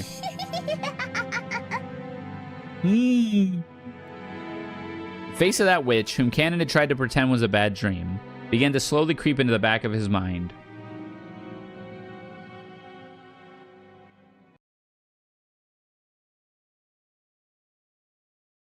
Damn, she might really be training her. I think she is and has been for a long time. I think Maria... So I said this earlier. I think Maria committed the murders in episode 1. And I think when you think about the murders, the 6 people, that's a lot. But maybe she... use magic or something. Like, the 6 people is a lot. That's a hard one to explain. But the Ava and Hideyoshi one, I think she could have creeped in or, like, even gotten her way in, like, by crying outside the door or something and having them let her in. And then, like, oh, Aunt Ava, you know, Rose is beating the crap out of me. And then, like, when Ava, like, picks her up, well, Ava wouldn't pick her up. Ava would just shit on her. So I think she might have creeped through the crack of the door and gotten them. And then killing Kinzo, I don't know, killing everybody would have been hard for a single person. Even, and especially one as small as Maria. But I'm sure there's a way. And I think she did do it because I think they were explicit in mentioning that, like, her jaw was found at the scene of the massacre. And so it could be identified that she was dead via dental records. I think she used that as a means to escape and not be dead. Oh, classic Ava. Yeah, classic Ava shitting on a 9-year-old. Father said he's extremely busy with his research. Unfortunately, it seems he'll be unable to come down. Come on. We've put this conference in our schedules and come all the way out to Rokkenshima during this crazy busy fall season. You think Dad could at least be a bit more sociable? Yeah, seriously. Nanjo, is it really his research and his mood that are the problem? He isn't already bedridden, right? Well, I wonder. There's not much I can say. Can't you say he's not bedridden? Nanjo glanced at Natsuhi. It seems he thought it wasn't his place to speak without first getting Natsuhi's approval. Father's state of health is better than ever. It would be exceedingly rude to call him bedridden. But he only has 3 months left to live, right? Normally, wouldn't you expect him to be washed away?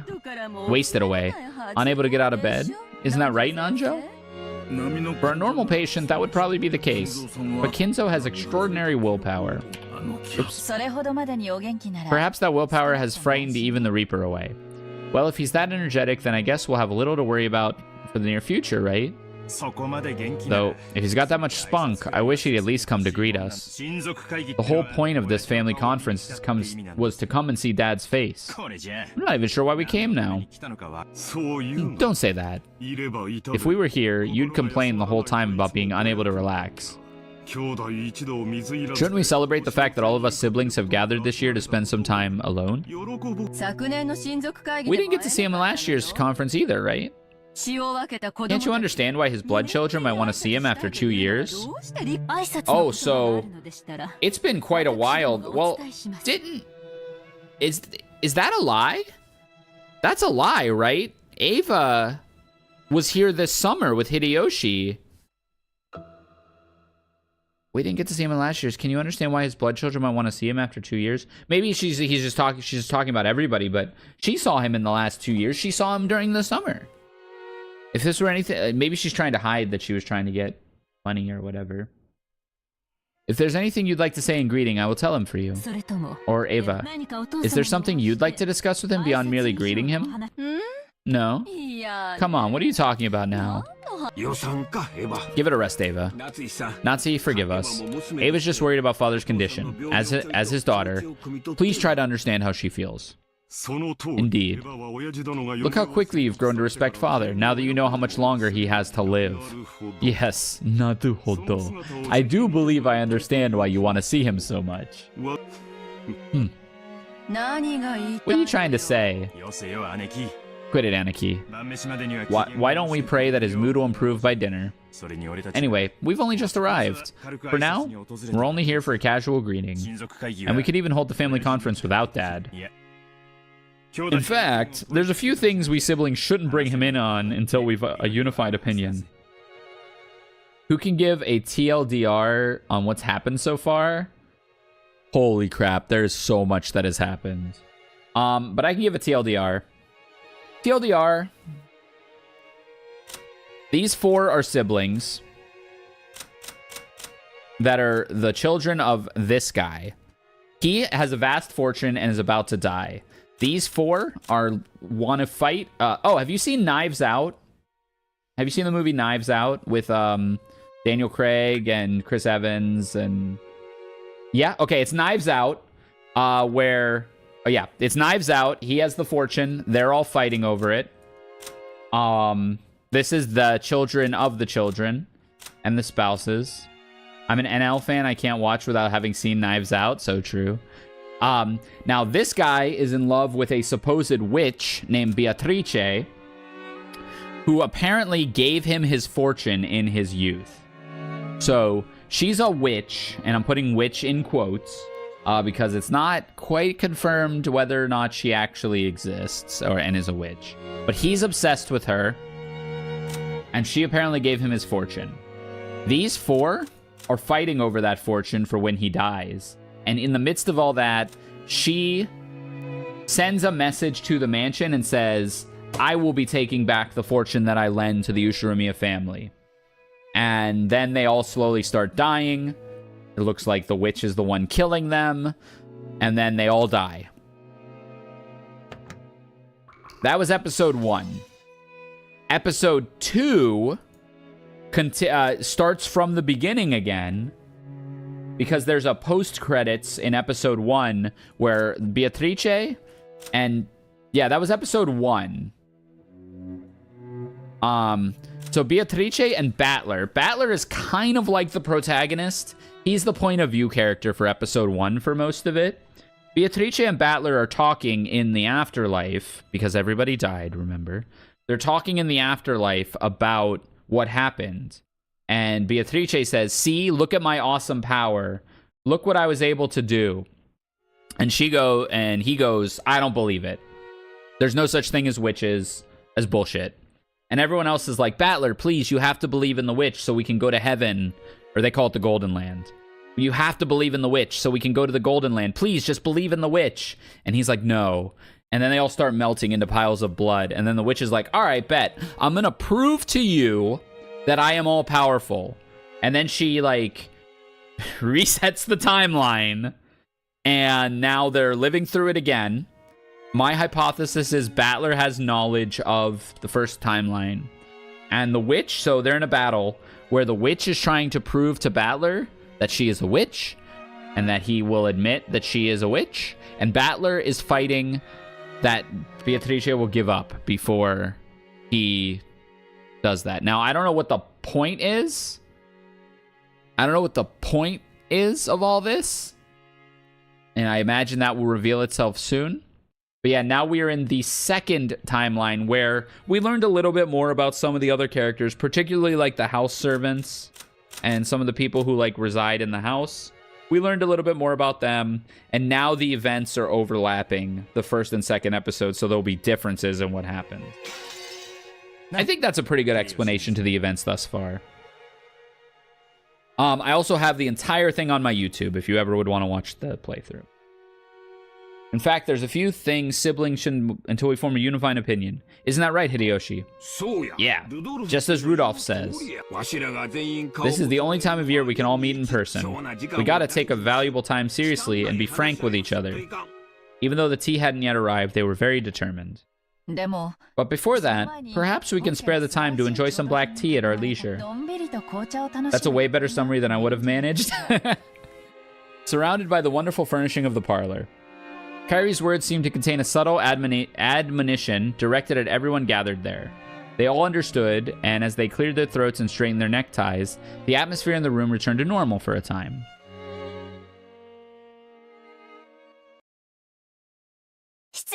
Excuse me, I brought some tea, but I think I should mostly emphasize that I have no idea why any of this is happening.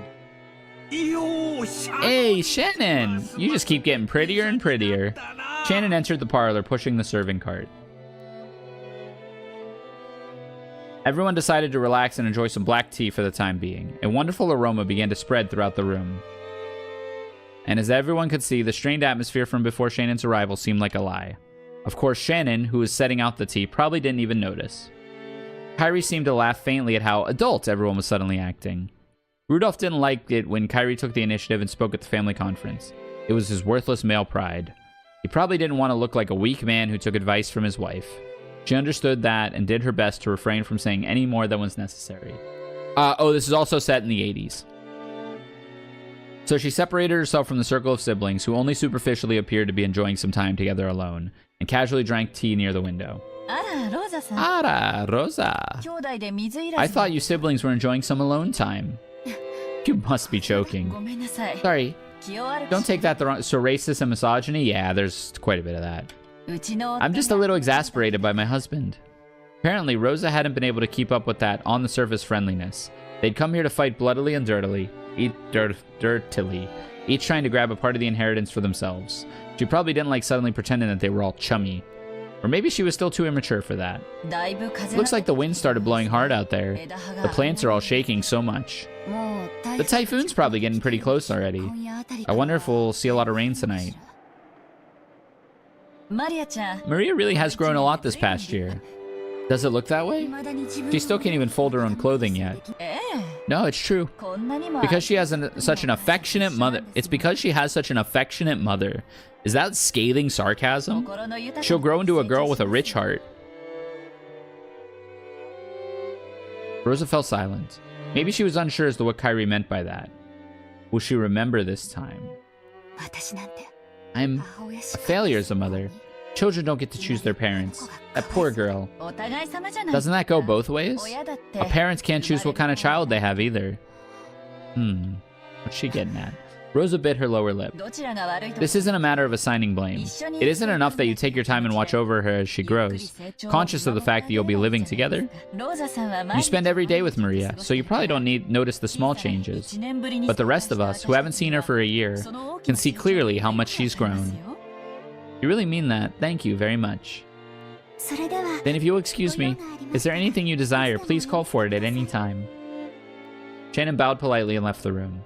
As Hideyoshi and Rudolph, who had a soft spot for women, watched her go, the atmosphere in the room began to revert back to what it had been right before Shannon's visit. If father can't come down, well, that does still leave us with certain things we can discuss. Right, Rudolph? Yeah. Yeah, that's right. We didn't come all this way out here just to drink some dusty tea, right? Very well. What is the matter you're clearly so eager to discuss? My. These people really are determined. They certainly get started quickly. I'll need to join in too. If I don't assert myself, these people will quickly forget that there are 4 siblings. Call my tea dusty and act like I won't swing at it. Sounds like you've got it pretty tough yourself. Maybe I spoke too harshly. Forgive me. No, I don't mind. I'm the one who should be apologizing. A pair of mothers with daughters. We should talk... As a pair of mothers with daughters, we should talk more often? Kairi has a daughter? Every single time we meet, we end up talking about something shady. You can't blame the atmosphere in this mansion for that. Once you breathe in this air, everyone gets so strained. Just once, I'd like to have a nice long cup of tea with you when we aren't attending a family conference. That's big. Kairi has a daughter that hasn't been mentioned, so Balor has a stepsister.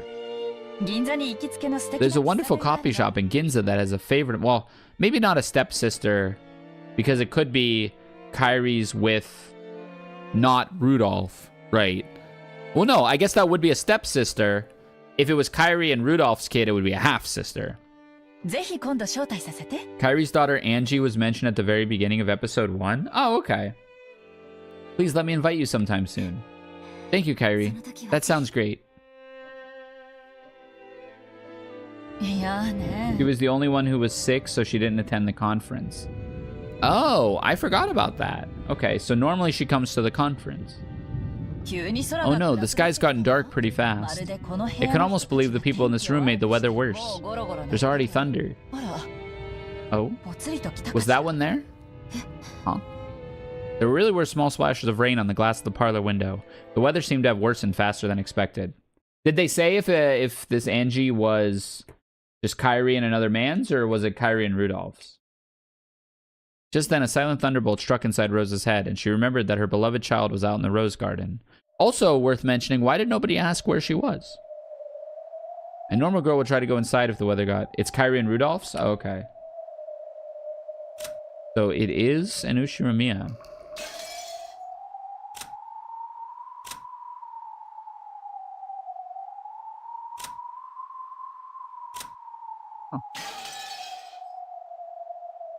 Oh, she remembered. Oh, yeah, remember Rosa being out, or Maria being out in the wind, yeah. A normal girl would try to go inside if the weather got bad, but Maria was different. She would sometimes get stubborn and refuse to move if rain or even spears fell from the sky. That's right, I told that child to just stay there doing that forever, didn't I? Oh, no. Maria. Wait, is stuff that's bold? Is stuff that's bold stuff people remember from the other timeline? There's been a lot of bold statements, like a new visitor is coming. Don't you forget that I'm a witch, somebody said one time, and that was bold. Oh. What is it? I'm sorry, I'm going out for a second. I'll be right back. Seriously, what's going on with her? Don't worry, she'll be back soon. More importantly, shouldn't we begin? Our main topic. That's right. We can keep talking about that without Rosa. Let's return to our discussion. Rosa dashed from the entrance hall to the rose garden. When she opened the door, the wind that hit her was too strong to be called a light breeze, and told her that the typhoon was approaching faster than she had thought. Just as Kairi said, the wind was mixed in with small droplets of rain. There was also a low rumble of thunder. It could start raining at any time. Rosa headed for the rose garden. She headed for the place where she had scolded Maria a short while ago. It was almost lunchtime. The children had been told to come to the mansion around lunchtime, so they were probably in the guest house, waiting to be called. Even if Maria didn't come to them, they would surely think I took her to the mansion with me, and wouldn't worry much. After all, she had been with her mother, so there should be no reason to worry. I was here. I abandoned my daughter to the worsening weather. Maria, are you there? Are you there? Answer me. Oh, I was right. She was still standing stock still, exactly the same way she had been, in the place where I had scolded her. Held in her hand was the candy that I'd bought, given her, and then stepped on and crushed. With that gripped in her hand, she stood there as the powerful winds whipped her hair about, tormenting her. I'm sorry, Maria. Forgive Mama. Oh, welcome back, Mama. I waited a long time for you to come back. The scary witch pinched me, but I stayed strong, waiting for Mama to come back without crying. Maria, forgive your Mama. You didn't do anything wrong. You were just possessed by the bad witch again. So I'm fine. I really like you, Mama. I love you. I'm sorry. Please forgive your Mama for losing to the bad witch. Rosa buried her face in Maria's small chest, crying and begging forgiveness. And once again, those tears dripped down after who knows how many times. If only the brilliant sun had been shining on the two of them, all of their cares would have evaporated, and it might have felt like they could begin again. Oh wait, she was possessed by the witch? I thought she was a bad mom. Yeah, it's gray area. I mean, we can't take anything at face value when it comes to witches and stuff. However, what surrounded the two of them was the worsening weather. Sadly, there were only fierce winds with occasional thunder. Little A, a little B? Yeah. The sound of Maria sniffling brought Rosa to her senses. If Maria stood exposed to the wind for too long, she'd probably catch a cold. Okay, Maria. It's almost time for lunch. What if ooh is a magic word in this, and it's actually like how she casts spells? Why don't we come back to the mansion with me? Ooh.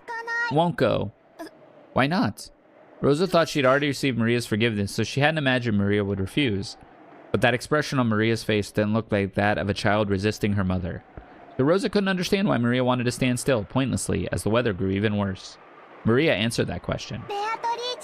It's Beatrice. She'll be here really soon. So I'm waiting. Maria. Rosa struggled to find words for a moment, then fell silent. They'd only just managed to make up after all.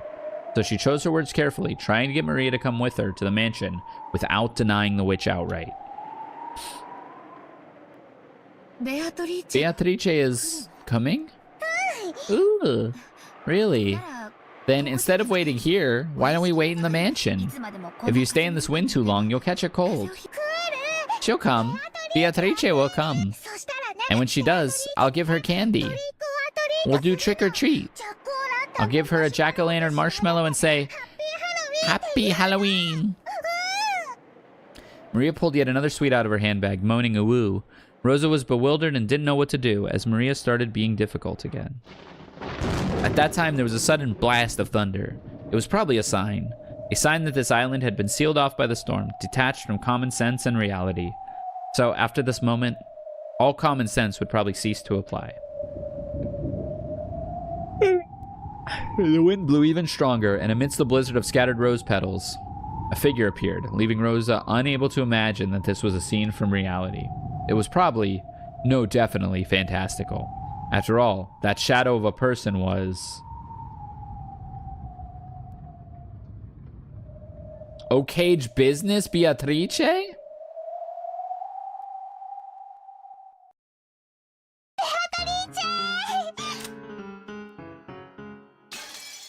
Oof, that outfit is sick.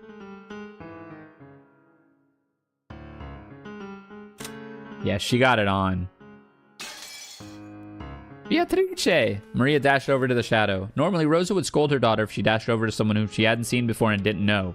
But Rosa forgot to do that. She was unable to do anything but stand there stunned. Okay, important here. Rosa sees Beatrice, and Rosa has Ushiromiya blood. So does Maria, supposedly. But they both can see Beatrice. The only people thus far that have been able to see her have been the servants. And Beatrice mentioned that, like, Kinzo can't see her because his blood is, like, inept. He has zero magical talent. Maybe magical talent isn't entirely hereditary and has something to do with maybe luck. But that's interesting that they both can see her. It's been quite some time. Have you been well? Yeah, I've been well. Witches don't catch colds. Indeed, a witch can use curses to make people catch colds. But how foolish would it be if she caught one herself? From now on, you should take care not to catch something like a cold. She patted Maria's head as she said this, smiling roguishly. Rosa couldn't have known the name of the woman who was couldn't have known the name of the woman that was happily spoiling Maria. However, Maria had called it out in the beginning when the woman appeared. Even though Rosa had never met her, even though the woman still hadn't introduced herself, Rosa was able to know her name. However, that name held a special meaning on Rokkenjima and in the Ushiromiya family. There's no way something that stupid could be. Beatrice, happy Halloween! Look at what we bought. I'll give you one too. Indeed. Happy Halloween. Is this for me? How truly adorable that a candy would be made out of this. The lonely light of a man lost in the darkness of purgatory, unable to go to heaven or hell. Right now, on this island that has been cut off both from the world of humans and the world of non-humans, there may be no more suitable sweet. Interesting. Maria, what's wrong with that one? Uh-oh. The witch noticed the sweet Maria was grasping. It was Maria's candy which had been stomped on by Rosa until it reached this pitiful state. Oh, got stepped on and smashed. Can you fix it, Beto? She called her Beto, which is what Berncastel called her. Maria didn't go so far as to say that was her mother who had stepped on it. However, for some reason, when the witch saw that candy, she looked at Rosa and grinned. A chill went down Rosa's spine as though the gaze was staring straight through her. It shall be easy. Give it to me. Maria gave the candy out gleefully. Rosa could do nothing but watch, stunned. How did this person plan to trick Maria, somehow undoing the fact that the candy had been pitifully trampled? Did this happen in the first episode? Because remember, Rosa was asleep on the couch when all this went down. Did she go to check on, like, did Beatrice, did this happen in the first one? I know the candy wasn't in the first one. Maria looked as though she believed it could be fixed good as new. Without real magic, there was no way such a thing could be possible. My, it's quite crushed, isn't it? Come, Maria. Close your eyes and try to remember. Because it really was that wonderful a candy. The candy of your memories is always full and fluffy. So will you try to remember as well? What kind of candy was it, really? Along with those strange words, spoken as though singing an improvised folk song, the witch threw the sweet into the air. Maria was closing her eyes and remembering, just as the witch had told her to do. What shape had the crushed candy really had? Therefore, only Rosa saw that scene. The sweet that had been thrown into the air burst into a gold color. No, that wasn't it. Those were golden butterflies. It scattered into several golden butterflies, and they began to gather at the witch's hand, which was held up to the sky. As she does this, unbelievably, it returned to its beautiful original form, no different from when it had been bought. Only Rosa and the witch witnessed that scene. Unable to comprehend what was occurring right before her eyes, Rosa stood with her mouth hanging open, completely forgetting to shut it. You may now open your eyes. Take it. With this, your sweet has returned to normal. Ah, Beatrice is always incredible. Wow. There was a stark contrast between Rosa's shock and Maria's innocent joy. What was that? Was that what the witch was laughing at? A smile floated to Beatrice's face, one different from the smile she'd shown Maria.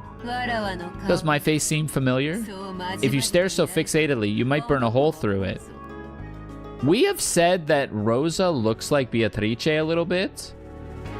Could that be Rosa's mother, and that's why Maria and Rosa can both see her, and why Maria has this like magical prowess?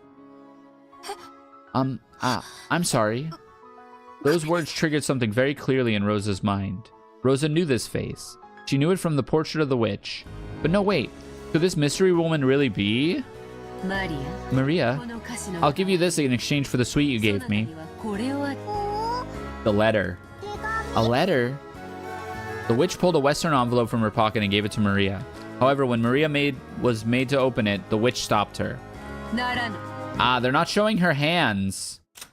That's annoying. They're not showing her hands to see if she has the Ushiromiya family ring on it. You must not. The time will soon come for you to open it. But until then, you absolutely must not. Actually. Yeah, they're not really showing if she has the ring on. Take good care of it. That will be your invitation to the Golden Lands. Ah, the Golden Lands. So you'll finally take me there? Take it and treat it with care. You must not show it to anyone.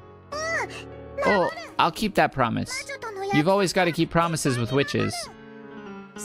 And this is for you. Huh? Me? She probably hadn't imagined the witch would speak to her, too. Oh, she's gonna get knocked out. Rosa was bewildered. Look at this pose on Beatrice. So good.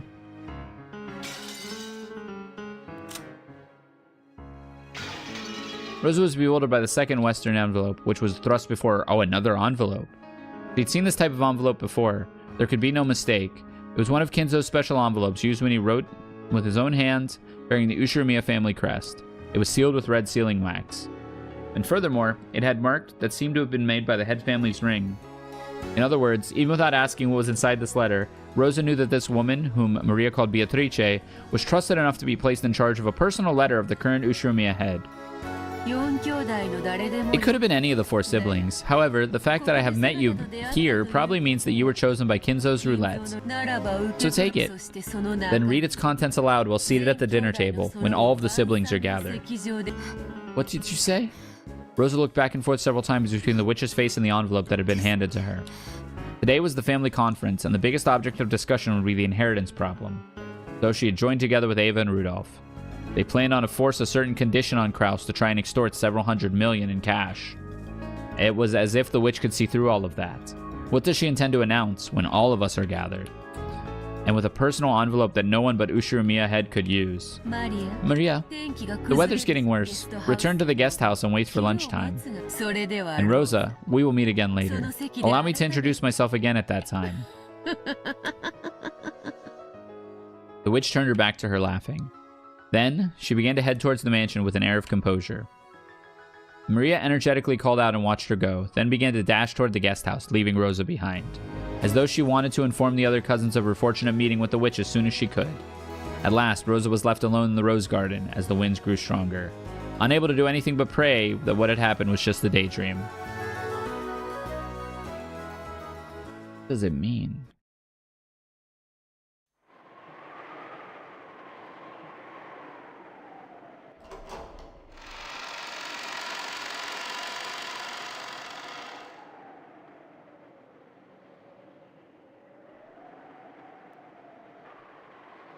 When the witch reached the entrance hall, Genji could be seen there. Genji welcomed the guest approaching from the entrance hall with a respectful bow. I have been waiting, Beatrice. Been quite some time, Genji. You've gotten old. So everyone is seeing her? No. Well, more people than before were being let on that they see her. I wonder if she was standing in the dining hall the entire time in the first one. Hi, Life. I see her. No matter how old it becomes, furniture carries out its work like furniture until the end. I remember how that man's wife used to be jealous of you. Is Kinzo doing well? He's doing extremely well. The witch probably laughed because she knew Kinzo's own doctor had announced that Kinzo didn't have long to live. However, if anyone actually looked at Kinzo and noticed his vigor, which wasn't at all what you'd expect from someone nearing the end of his life, they might easily call that doing extremely well. Maybe that's what the witch was laughing at. Then let us go and greet him. I look forward to hurling curses at each other after 30 years. Huh. As the witch grinned, she started walking, leaving Genji behind. Her gait was like that of a family member who knew the inside of the mansion well. Genji followed her in the manner of one who served her. At that time, Kairi came out of the parlor. She'd probably gone to fix her makeup or something. And when she saw Genji following the witch, she was surprised, although her expression did not change. Have you mastered the iframes of the game? Seth. Thankfully, this game has no danger for me. Well, I say that now, but I don't know about later. But I'm working on it. A guest for Kinzo had arrived, despite him being almost dead, on the day of the family conference when the fate of the inheritance was to be decided. Furthermore, this person was familiar enough with the Ushiromiya family household that Genji was following behind her. Kairi immediately realized that this person she had never met before was deeply important. Kairi sees her too. Kairi and the witch's eyes met. Realizing that it would be rude to pretend not to notice, she greeted the witch. It's a pleasure to meet you. You're Rudolph's second wife, yes? You were Rudolph's second wife, yes? Correct. This is Kairi, Rudolph's current wife. From this exchange, Kairi realized that this was a guest of a fairly high rank, even amidst the Ushiromiya family.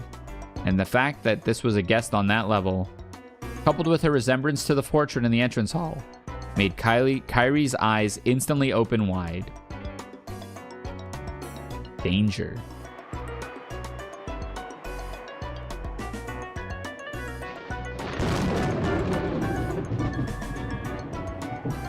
Huh? She changed the portrait?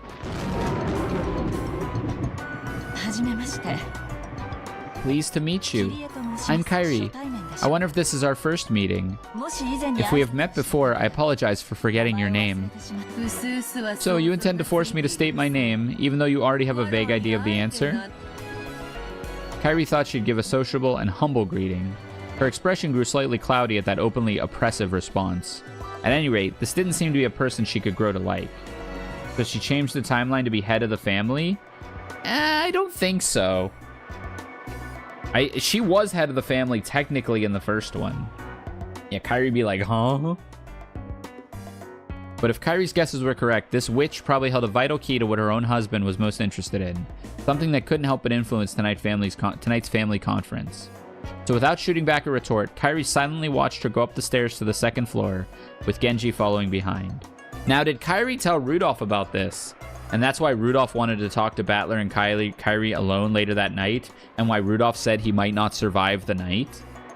Did Rudolph and Kairi know the witch was here in episode 1? Interesting. But when someone tapped her shoulder from behind, she was surprised and almost choked. It was Natsuhi. Kairi, why are you standing still in a place like this? Are you not feeling well? I'm sorry. I was just fascinated by the portrait of the witch for a bit. Oh, you mean the golden witch Beatrice? The one whose gold was supposedly necessary for the revived Ushiromiya family we see today? Quite a fantastical story.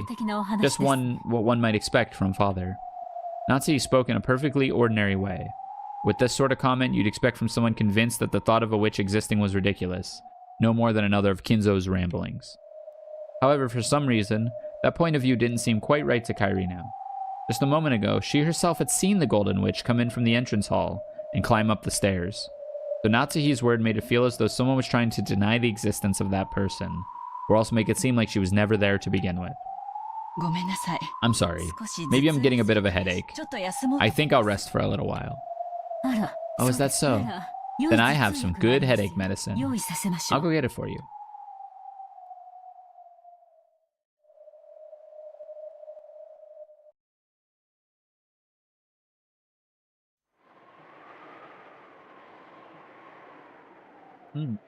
Interesting.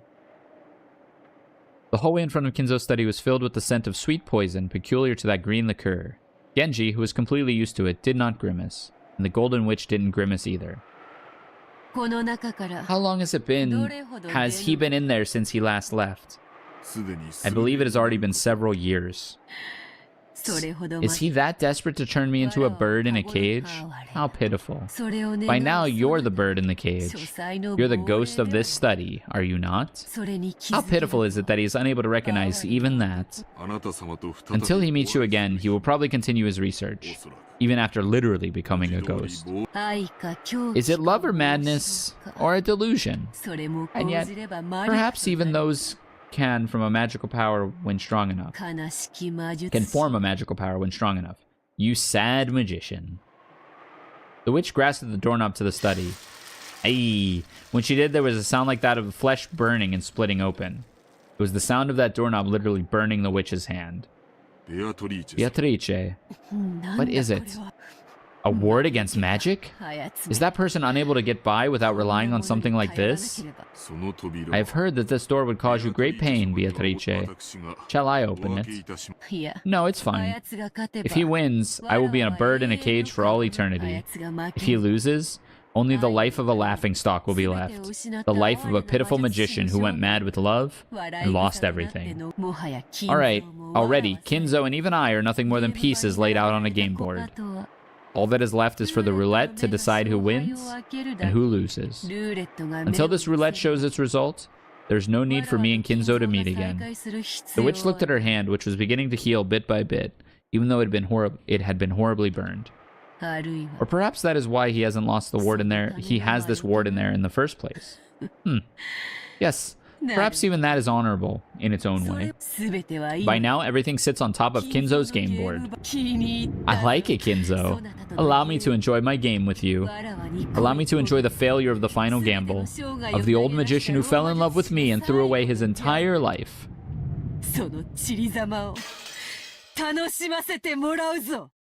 It's peak.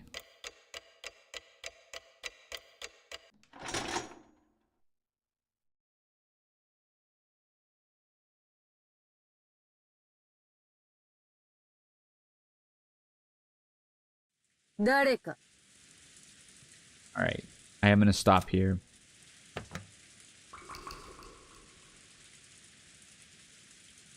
Oh, thank you for the headpad. Night-night? Yeah, I'm going to start turning in and going to bed. Don't forget to breath. I will not forget to breath. We are going to call it there for the night. Tomorrow, I'm commentating the Grand Blue Bingo event on Impurus Club's channel, starting at 7 o'clock Eastern. So find me there.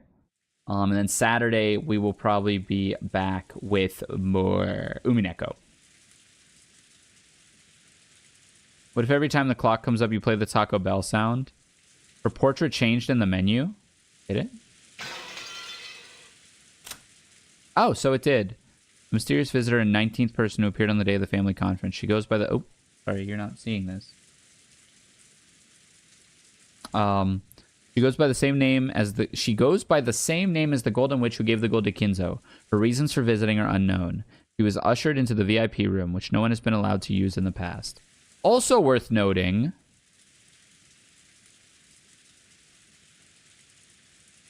They don't say her name is Beatrice. Or I should say, she never says her name is Beatrice.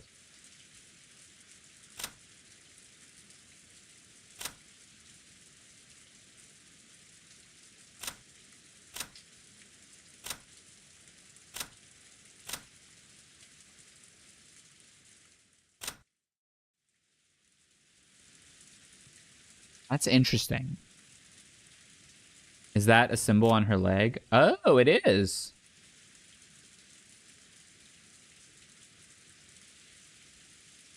It's not the Ushirmiya one-winged eagle, but it's something there. Are there different sprite styles? Yes, this is the originals, and there's new ones as well.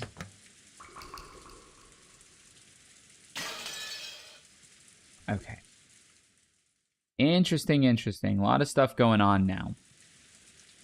Okay, let's raid someone.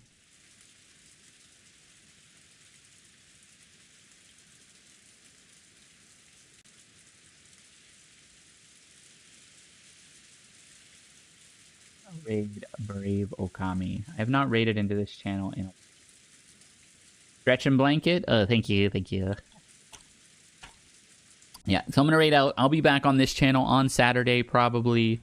And then after next week, I will be in and out of town quite a bit. So we'll do what we can as I'm in and out of town. But plenty of Umineko. I'm enjoying it quite a bit. I'm glad you all are enjoying it too.